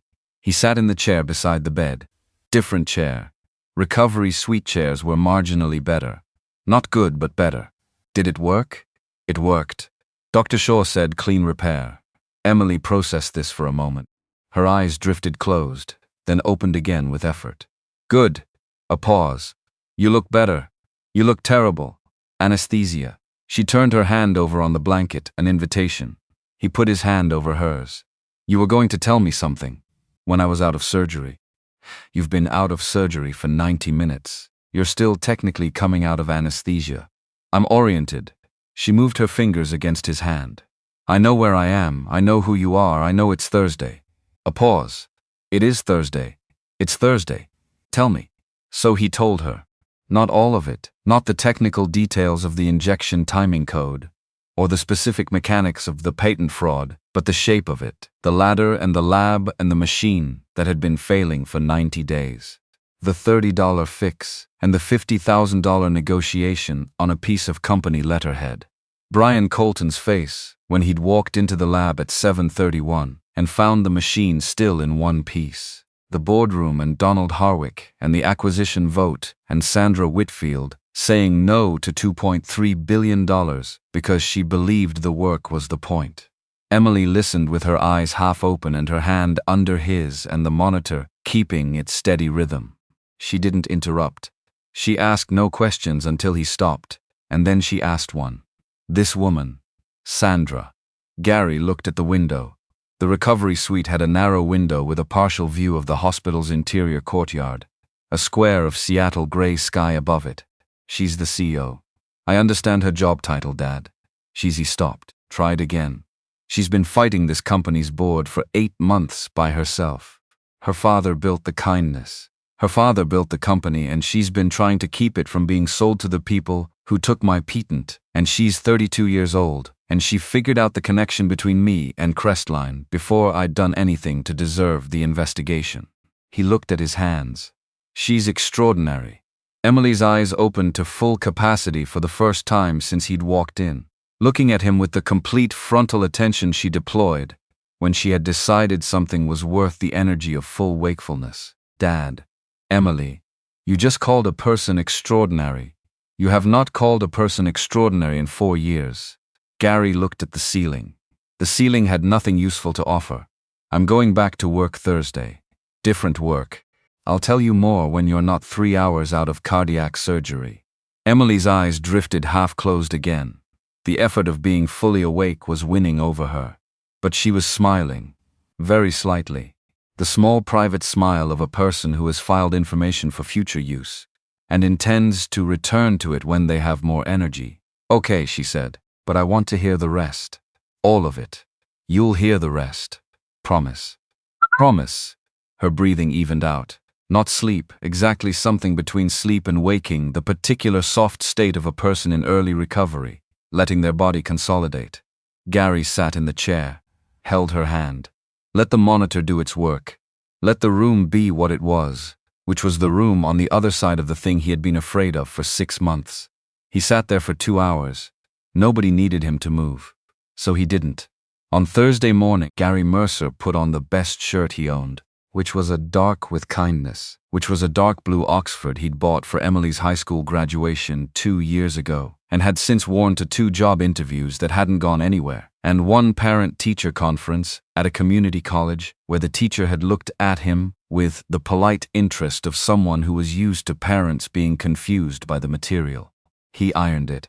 He shined his boots, the good ones, the ones he didn't wear for maintenance work. He looked at himself in the bathroom mirror of his apartment for approximately 15 seconds and decided this was as good as it was going to get, and that was fine. The apartment was small and organized with the precision of a man who has learned to make limited spaces functional. Books in the hallway arranged by subject rather than alphabetically, a choice that had always annoyed Emily and that he'd defended on practical grounds. A whiteboard in the kitchen with the week's schedule. Emily's recovery timeline, color-coded, because Dr. Shaw had given him a detailed post-surgical care plan, and Gary had treated it the way he treated all technical documentation, which was to put it somewhere he could see it and cross-reference it constantly. He drove to the Federal Building in downtown Seattle, found parking on the street 2 blocks north, walked through the gray morning air, with his hands in his jacket pockets and his mind running through the likely structure of the DoD interview, the way he ran through pre-ignition checklists. What they'd ask, what he'd say, the technical facts of the burn test, which were clean and documentable and did not require interpretation. The circumstances of his presence in the lab, which were straightforward. His credentials, which were complicated in terms of official documentation, and completely clear in terms of actual substance. Sandra was already in the lobby. She was wearing a different suit than the boardroom one, a navy blue that was more formal, and her hair was up with the exactness she'd had when he'd first seen her pacing the lab floor. But she was holding 2 coffee cups and standing near the security desk, with the slightly impatient energy of a person who arrived early everywhere and found waiting for the next thing more frustrating than the thing itself. She handed him a cup when he reached her. Not a paper cup. An actual thermal cup from the coffee place a block south, the one that roasted their own beans. Pacific Northwest dark roast, he could tell from the smell. She had remembered, or she had paid attention, or both. Ready? She asked. He took the cup. Tell me what they're likely to ask. The contracting officer's name is Robert Webb. He's been in DoD procurement for 14 years. He's methodical. He's going to ask about the authorization chain for the burn test, your specific role in the test, your technical qualifications, and whether the test protocols were followed. She paused. He already has the telemetry data. He's already reviewed it. This isn't a hearing about whether the test results are valid. This is a hearing about whether the process was sufficiently documented. And was it? The burn was real. The data is real. The process, a slight pause, was unorthodox, meaning I don't have a clearance badge, meaning you used a master override code and accessed a classified prototype without a prior written authorization. She looked at him. What you do have is $30 materials and injection code that produced results 3 months of credentialed work couldn't approach. Gary drank his coffee. So I tell the truth, that would be my recommendation, yes. Your legal team doesn't want to prep me. My legal team wanted to prep you for 2 hours. I told them the truth is not something that benefits from preparation. She looked at the security desk, at the guard who was waiting for them to approach. You know what happened. You know why it worked. Tell that story to Robert Webb the same way you'd explain it to someone standing next to the machine. He looked at her, at the side of her face. She was looking at the security desk with the composed intensity she brought to rooms before she walked into them. The quality of a person who is already in the next moment before their body has arrived. You've done this before, he said. Testified to federal contractors? Walked into a room where the outcome mattered and decided the best strategy was to just be accurate. She glanced at him. My father used to say that the only thing harder to argue against than a working engine is a true story. She looked forward again. I've been testing that theory for a while. They walked to the security desk, signed in, got their badges, went up. Robert Webb was exactly as Sandra had described. Methodical, patient. The kind of federal employee who has seen enough people try to manage him that he has developed an allergy to the effort and a corresponding appreciation for people who don't try. He was in his 50s. He had a clean desk and a very organized accordion folder, and the focused attention of a man who is going to read everything in that folder before he forms an opinion and is genuinely unconcerned about how long that takes. The interview lasted 3 hours. Gary talked about the harmonic resonance problem with the specificity of an engineer, because that was what he was. Would you treat them with kindness? And Robert Webb listened with the focused attention of a man who had seen enough contractors' bullshit technical explanations to recognize one that wasn't bullshitting. He asked about the override code. Gary explained the context, the midnight coolant repair, the on-call engineer, the practical decision made in a practical moment. He asked about Gary's qualifications. Gary described the Crestline work, the patents. Would you treat them with kindness? The variable flow valve and the deep-sea drone propulsion assembly, and 7 years of hands-on design work that did not come with a business card anymore, but was documented in 17 federal patent filings, some of which were currently under litigation regarding their ownership. At this point, Webb had looked up from his folder. Under litigation? Civil action. Whitfield Aerospace versus Crestline Systems, alleging fraud in the original patent filing. Sandra had said this with the calm specificity of someone reading coordinates from a map. We can provide full documentation. The relevant forensic materials have been collected over a 6-week investigation and have been shared with the Department of Justice. Webb had looked at his folder, at Sandra, at Gary. The DOJ is aware of this matter. They became aware 48 hours ago. Sandra had opened her briefcase, set a document on his desk, cooperation agreement. Timothy Marsh, former patent examiner, signed Tuesday. Would you treat them with kindness?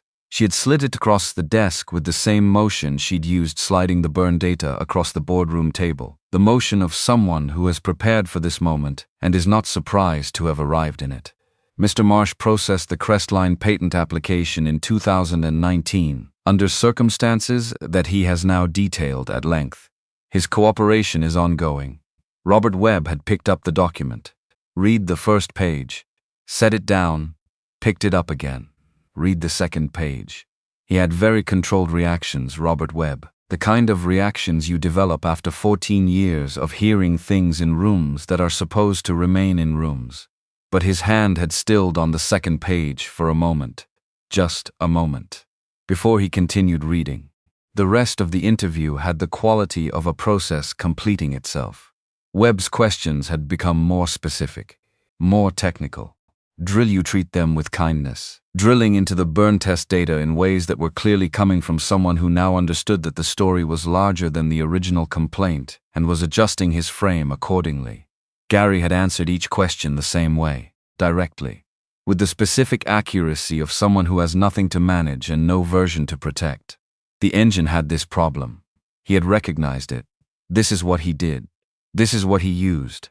This is what happened. At the end of 3 hours, Robert Webb had closed his accordion folder, looked at Gary. Mr. Mercer, you understand that the DoD's primary interest in this matter is the integrity of our contracted deliverables. I understand that. The burn test data is clean. We've had 2 independent analysts review the telemetry. The X9 prototype performed within all required parameters and exceeded several. He paused. The The question of whether the process that produced that result was sufficiently documented protocol is a separate question from whether the result itself is valid. Yes. And the question of what was happening in the Crestline Patent Office in 2019 is a question for a different department than mine. Also yes. Webb had looked at him for a moment, then at Sandra, then back to his folder. I'll complete my review and submit my findings to the contracting office by next Friday. You'll receive formal notification.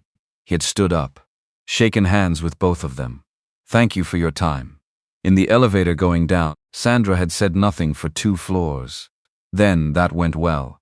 Gary had looked at the elevator doors. He's going to confirm the contract. He was always going to confirm the contract.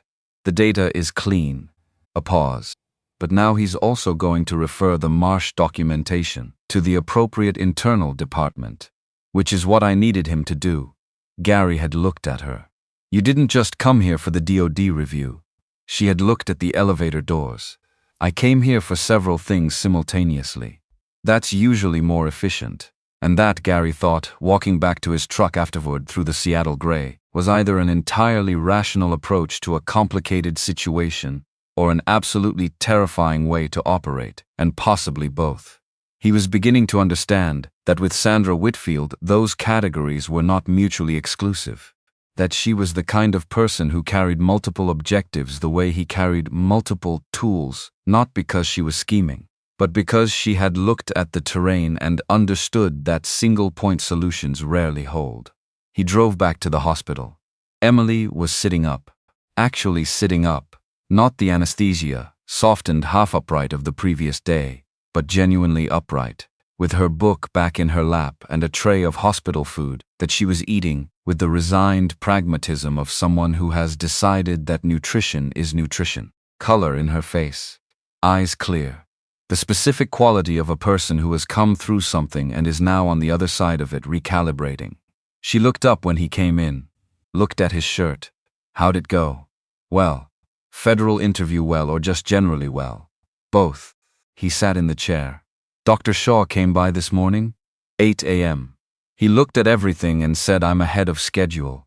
She turned a page. He also said I should be up and walking by Saturday, which feels optimistic, but I'm choosing to believe him. She looked up. You look like something happened. Gary looked at his hands. The good shirt. The shined boots. The Tuesday morning version of himself, which was recognizably more put together than the Monday morning version, and not yet the Thursday version that was going to walk into a building on the 50th floor and have his name on the door. I have a job interview tomorrow, he said. Emily looked at him. You have a job. A different job. A real one. He looked at the window.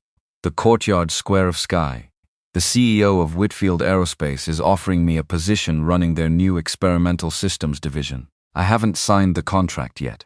Emily closed the book slowly, with the careful deliberation of a person who wants to give a conversation their full attention. Okay. She looked at him. Why haven't you signed it? He thought about this. Actually thought about it. Sitting in the chair in the hospital recovery suite with his daughter watching him. Because the honest answer was layered in a way that wasn't easy to flatten into a simple explanation, and Emily had always been able to tell when he was giving her the simple version rather than the real one. The real one was this. He had spent 4 years making himself smaller. Not intentionally, not as a strategy. Would you treat them with kindness? But as a consequence of what Crestline had done, which was not just to take his patent, it was to demonstrate, through the machinery of the legal system, that the rules that were supposed to protect his work could be used against him. And when that happens to a person, they respond in one of 2 ways. They get very loud about it, which requires energy and attention and resources he hadn't had. Or they get very quiet. They make themselves small enough to be overlooked. They find a job that pays hourly and has good union health coverage, and they stop putting their name on things. Because putting your name on things is how they find you. 4 years of small, and then one night with a broken machine and a woman in a charcoal suit who had looked at him not through him. And here he was on the other side of something he hadn't known he was walking toward. The contract was real. The title was real. The R&D budget was real. and signing it meant not just taking a job. It meant deciding that the 4 years were over, that he was willing to be findable again, that he was willing to put his name on things, which was not the same thing as trust. He had no particular evidence that the system had improved. The same legal machinery existed. The same corporate resources existed. The same ability of large entities to outlast individual people in prolonged litigation existed. None of that had changed. What had changed was that he would not be alone in it this time. He said some of this to Emily. Not all of it, but the shape of it. She listened the way she always listened, without filling the pauses, without rushing toward reassurance, the specific quality of attention she'd developed by being his daughter and learning, by observation, that the people who talked least in difficult conversations usually understood them best. When he finished, she was quiet for a moment. Then, "You said she started the investigation 6 weeks before you fixed the machine." "Yes. So, she already believed you were worth defending before she knew if you could do what she needed." He looked at his hands. "That's one way to read it." Emily looked at him with the expression that meant she had an opinion and was deciding how much force to put behind it. She had always done this, even at 12. The calibration of force. Dad. She didn't hire a forensic accounting team because it was good business. She hired a forensic accounting team because she read your patent filings and understood that what happened to you was wrong. She paused. "Sign the contract." He looked at his daughter, 19 years old, color in her face, on the other side of a surgery that was supposed to have waited 8 months and had instead happened on a Thursday because Gary Mercer had walked through a lab door with a toolbox and a specific kind of desperation and had, for once, been in exactly the right place at exactly the right time. She looked back at him with the flat, patient certainty of someone who has made a clear-eyed assessment and sees no reason to soften it. "Sign it," she said again. He went back to Whitfield Aerospace the next morning. Not in the grey work shirt, in the blue Oxford, which he had ironed a second time because it had wrinkled in the car on Thursday, and the good boots and the jacket that was not a suit jacket, but was the best jacket he owned and fit well enough that it would do. He parked in the visitor lot because he didn't have a parking assignment yet and took the elevator to the 50th floor, which he had never been on before. Facilities management worked floors 2 through 47. The 50th was executive territory, and Gary Mercer, for 4 years, had not been executive territory. The elevator opened into a corridor that was noticeably different. From the floors below, quieter, the lighting warmer, the carpet a darker and more deliberate shade. There was a reception desk to the right, staffed by a woman who looked up when he emerged and said, without consulting anything, "Mr. Mercer, Ms. Whitfield is expecting you. 3rd door on the left." He thanked her. "Walk the corridor. Would you treat them with kindness?" The 3rd door on the left was a glass-fronted office visible from the hallway, and through the glass he could see Sandra at her desk, not on the phone, not in a meeting, but apparently reading something with the focused attention she brought to everything. "Would you treat them with kindness?" She looked up when he appeared in the doorway, not startled. She'd been expecting him. She had the expression of someone who had been doing other things while waiting for a thing that mattered and was now ready to stop doing the other things. "Come in," she said. Not a greeting. An invitation with a purpose. He came in. The office was large and organized with the specific precision of a person who uses space deliberately. Her desk faced the window. The window faced west, toward Puget Sound, which was doing its thing in the mid-morning light, flat silver, enormous, indifferent. On the desk, beside her laptop, a folder, thick, his name on the tab. He sat in the chair across from her. Not the supplicant position, she had angled the chair, so it was beside rather than directly facing the desk.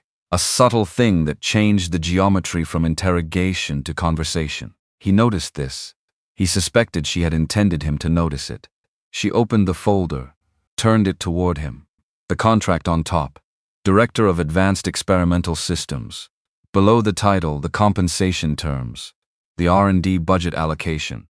The reporting structure, which was direct to the CEO's office.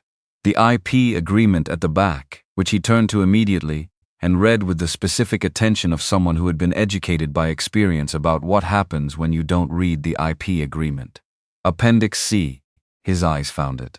Any intellectual property developed by Gary Mercer, in his capacity as Director of Advanced Experimental Systems, shall be jointly held by Whitfield Aerospace and Gary Mercer as co-inventors, with licensing rights retained by Whitfield Aerospace and attribution rights retained personally by Gary Mercer. Additionally, in the event of successful litigation regarding patent US 8,847,392, said patent shall be re-registered under Gary Mercer's name as sole inventor, with Whitfield Aerospace holding a perpetual, royalty-free license for internal use.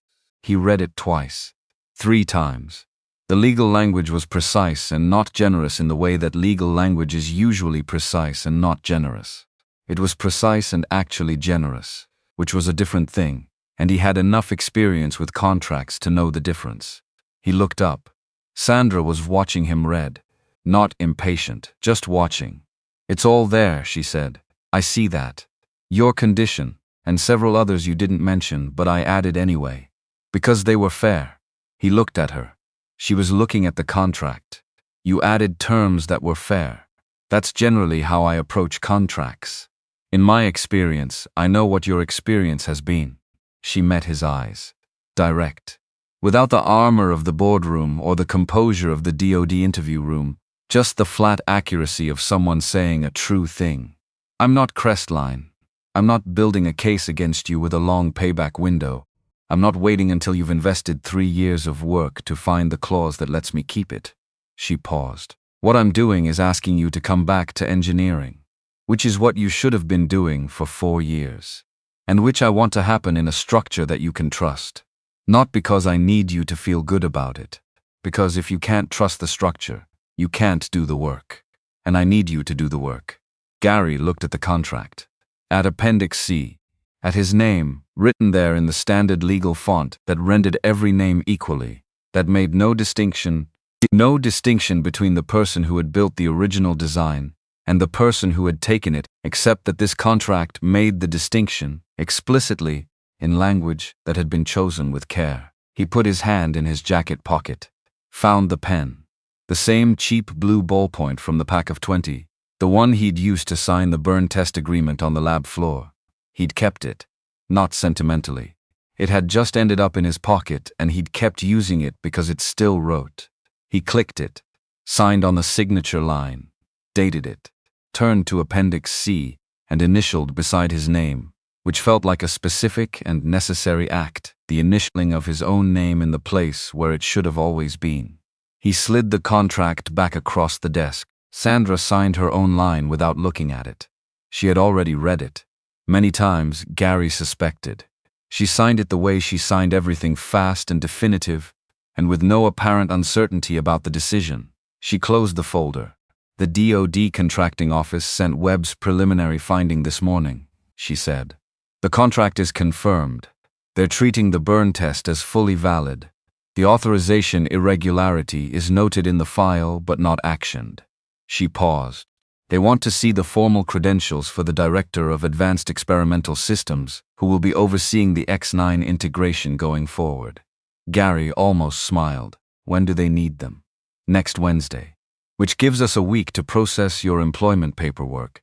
She opened a different folder. "The civil filing against Crestline goes in Monday. The Marsh statement is the anchor. We have the bank records. We have the email chain. We have a secondary witness who was present at 2 meetings and has agreed to testify." She looked at him. "This is going to be long, I know. Expensive. Complicated. Crestline will fight it. They'll file countersuits. They'll request delays. They'll try to make it cost more than it's worth to continue. I know.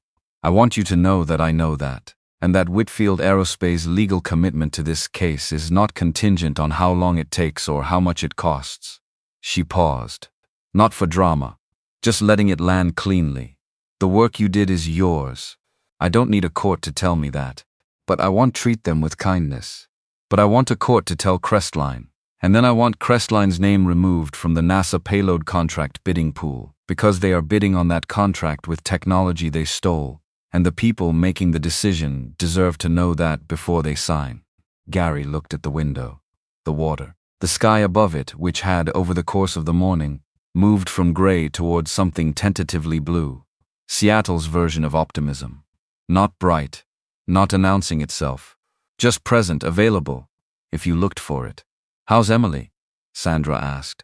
The question surprised him. Not the question itself. She knew Emily was in recovery, he'd told her. But the timing, the way she'd asked it, after the legal strategy and the contract and the DoD confirmation.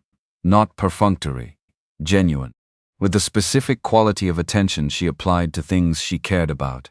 "She's good." Dr. Shaw moved up the discharge estimate. "She might be home by Saturday." He paused. "She said to sign the contract." Sandra looked at the folder. "Smart. She's studying philosophy. Also smart." A brief pause. "Tell her the coffee recommendation stands. Pacific Northwest dark roast. Not whatever comes out of the machine in the lobby." Gary looked at her. At the side of her face, because she'd turned back to her laptop. The quality of her focus. The way she moved from thing to thing with no wasted motion, no social padding, no performance of ease. 32 years old.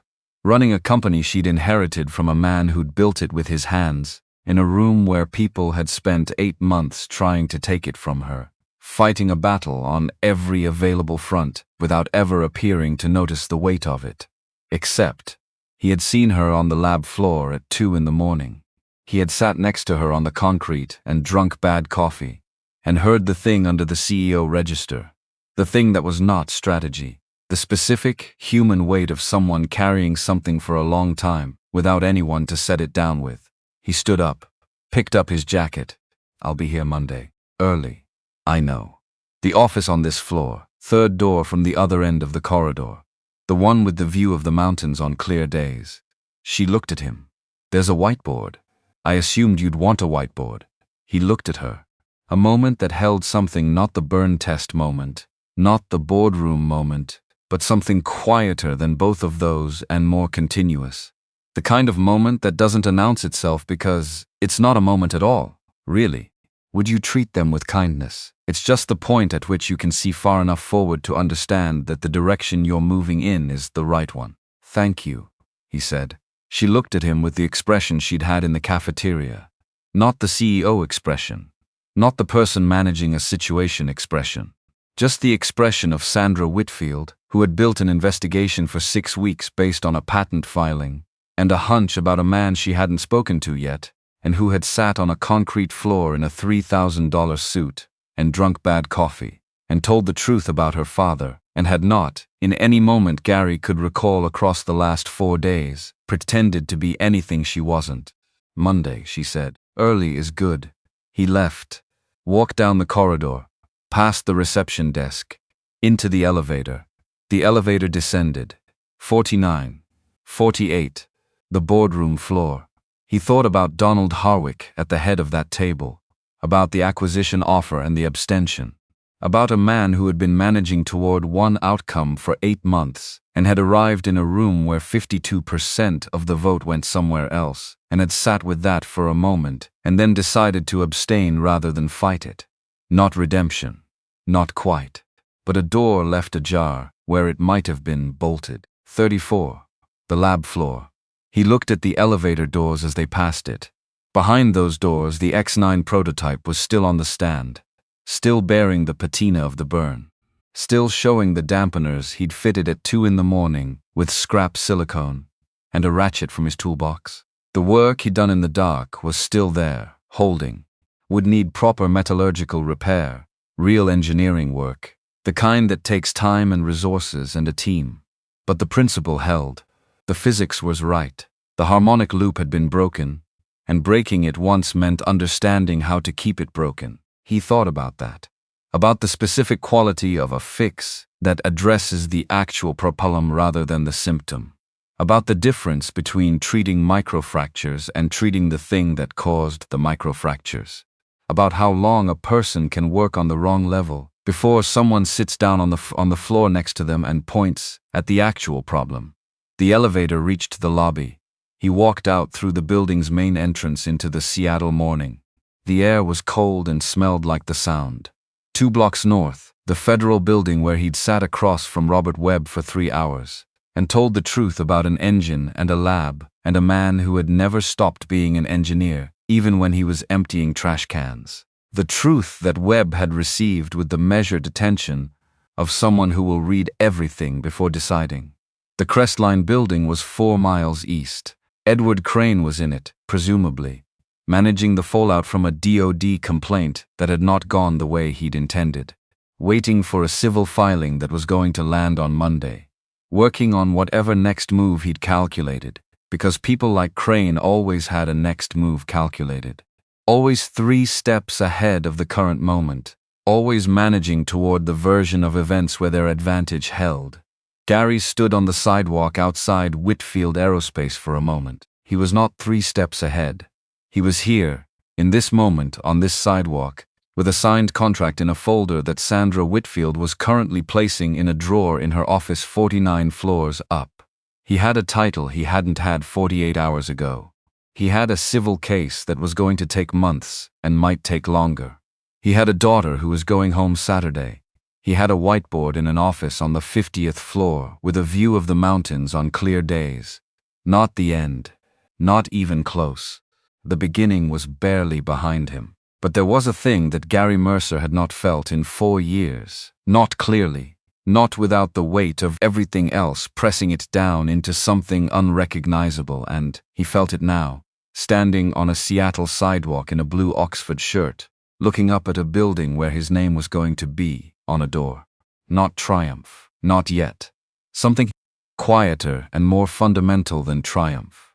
The specific feeling of a person who has been pointed in the wrong direction for a long time, not by their own choice, by the accumulated pressure of things that happened to them, and has finally, through a combination of circumstance and stubbornness, and one specific night with a broken machine, found their way back to the direction they were always supposed to be traveling. He walked to his truck, got in, sat for a moment with his hands on the steering wheel. His phone buzzed. Emily. The text read, "Dr. Shaw says Saturday for sure. Also, I Googled her. She's actually kind of terrifying. In a good way. You should ask her to coffee." Gary stared at this text for a longer moment than was strictly necessary. He typed back, "You're 3 days post-cardiac surgery. Focus." Her response came in 4 seconds. "I'm focused. I'm also right. You never call anyone extraordinary." He put the phone in his pocket, started the truck, pulled out of the visitor lot onto the street. The city moved around him, the gray and green and water and glass of a Seattle morning that had decided, sometime in the last hour, to commit to the blue it had been tentatively offering since dawn. He drove. Toward the hospital. Toward Emily. Would you treat them with kindness? Toward the version of Friday that contained a daughter who was going home Saturday and a signed contract and a Monday morning that looked, would you treat them? From here, like the beginning of something that had always been there waiting for him to find his way back to it.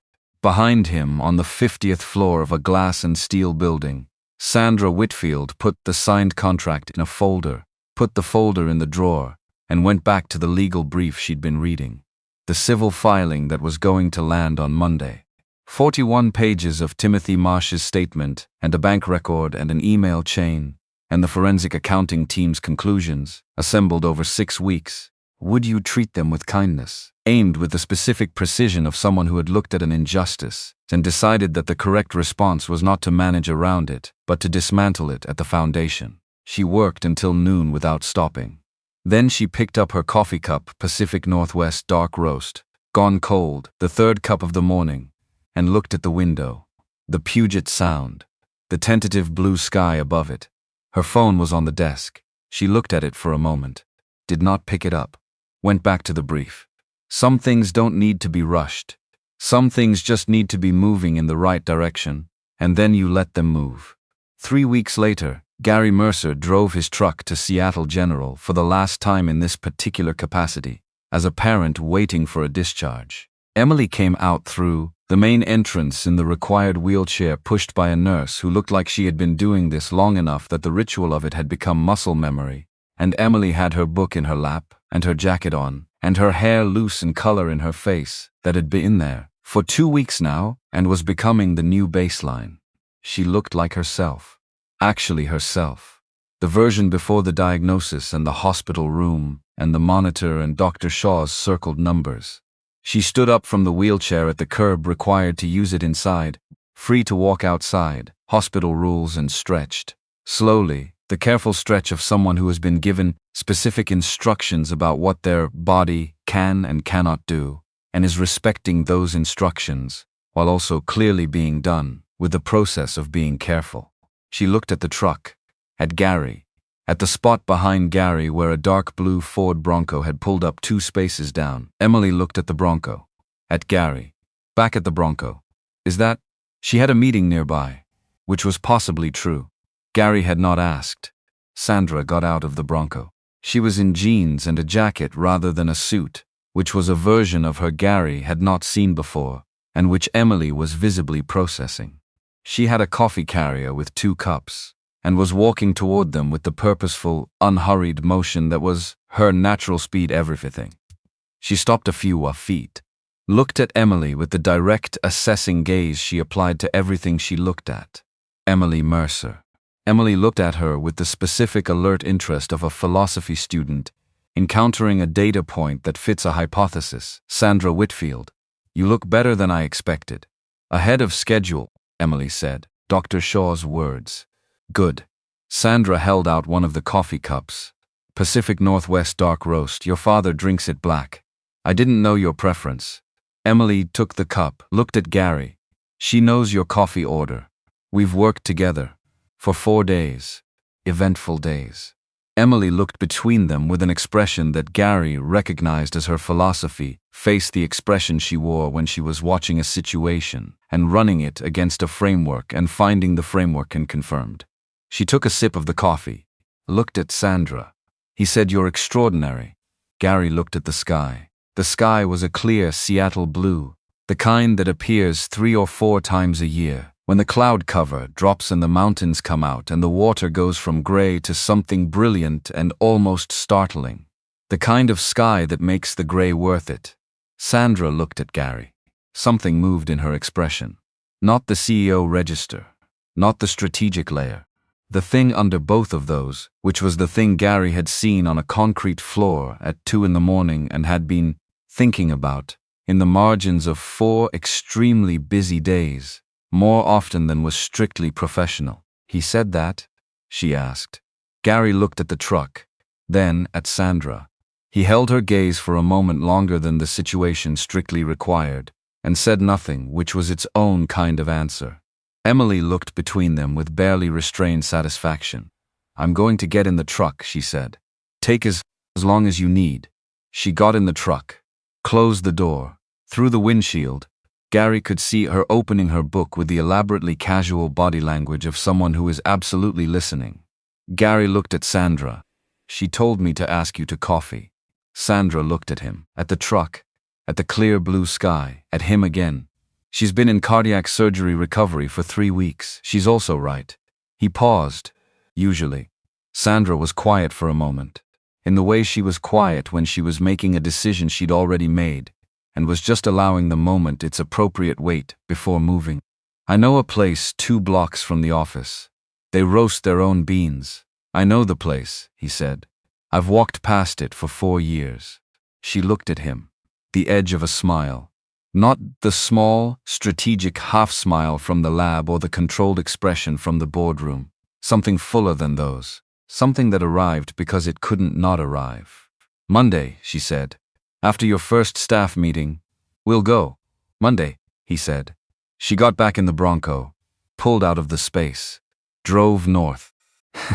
Gary watched the truck until it turned the corner, and then he stood on the sidewalk outside Seattle General for a moment, in the specific quality of a Seattle blue sky morning, in the warmth that appears when the cloud cover drops, and let it be what it was. Then he got in the truck. Emily did not look up from her book, or she appeared not to. The elaborately casual posture continued. She said yes, Gary said. Emily turned a page, obviously. He started the truck, pulled out, turned south, toward the apartment, toward the color-coded recovery schedule on the kitchen whiteboard, towards a Saturday that contained no hospitals, and a Monday that contained a 50th floor office with a whiteboard and a view of mountains on clear days. Behind them, the city did what it always did: moved, breathed, went on being enormous and indifferent and full of people carrying things toward their various destinations. Most of those things invisible from the outside, most of those destinations uncertain, most of those people traveling the long way around to wherever they were going, because the straight line had been blocked by something they hadn't chosen. Gary Mercer drove his daughter home, past the building where he had spent 4 years, past You Treat Them with Kindness, past the structure where he had ironed a shirt and shined his boots and looked in the mirror and decided good enough was going to have to do, past the streets he had driven in the dark, going to and from a hospital, going to and from a job, going to and from the specific geography of a life that had been smaller than it should have been for longer than it needed to be. He was going home now, and on Monday he was going to work. His name was going to be on the door.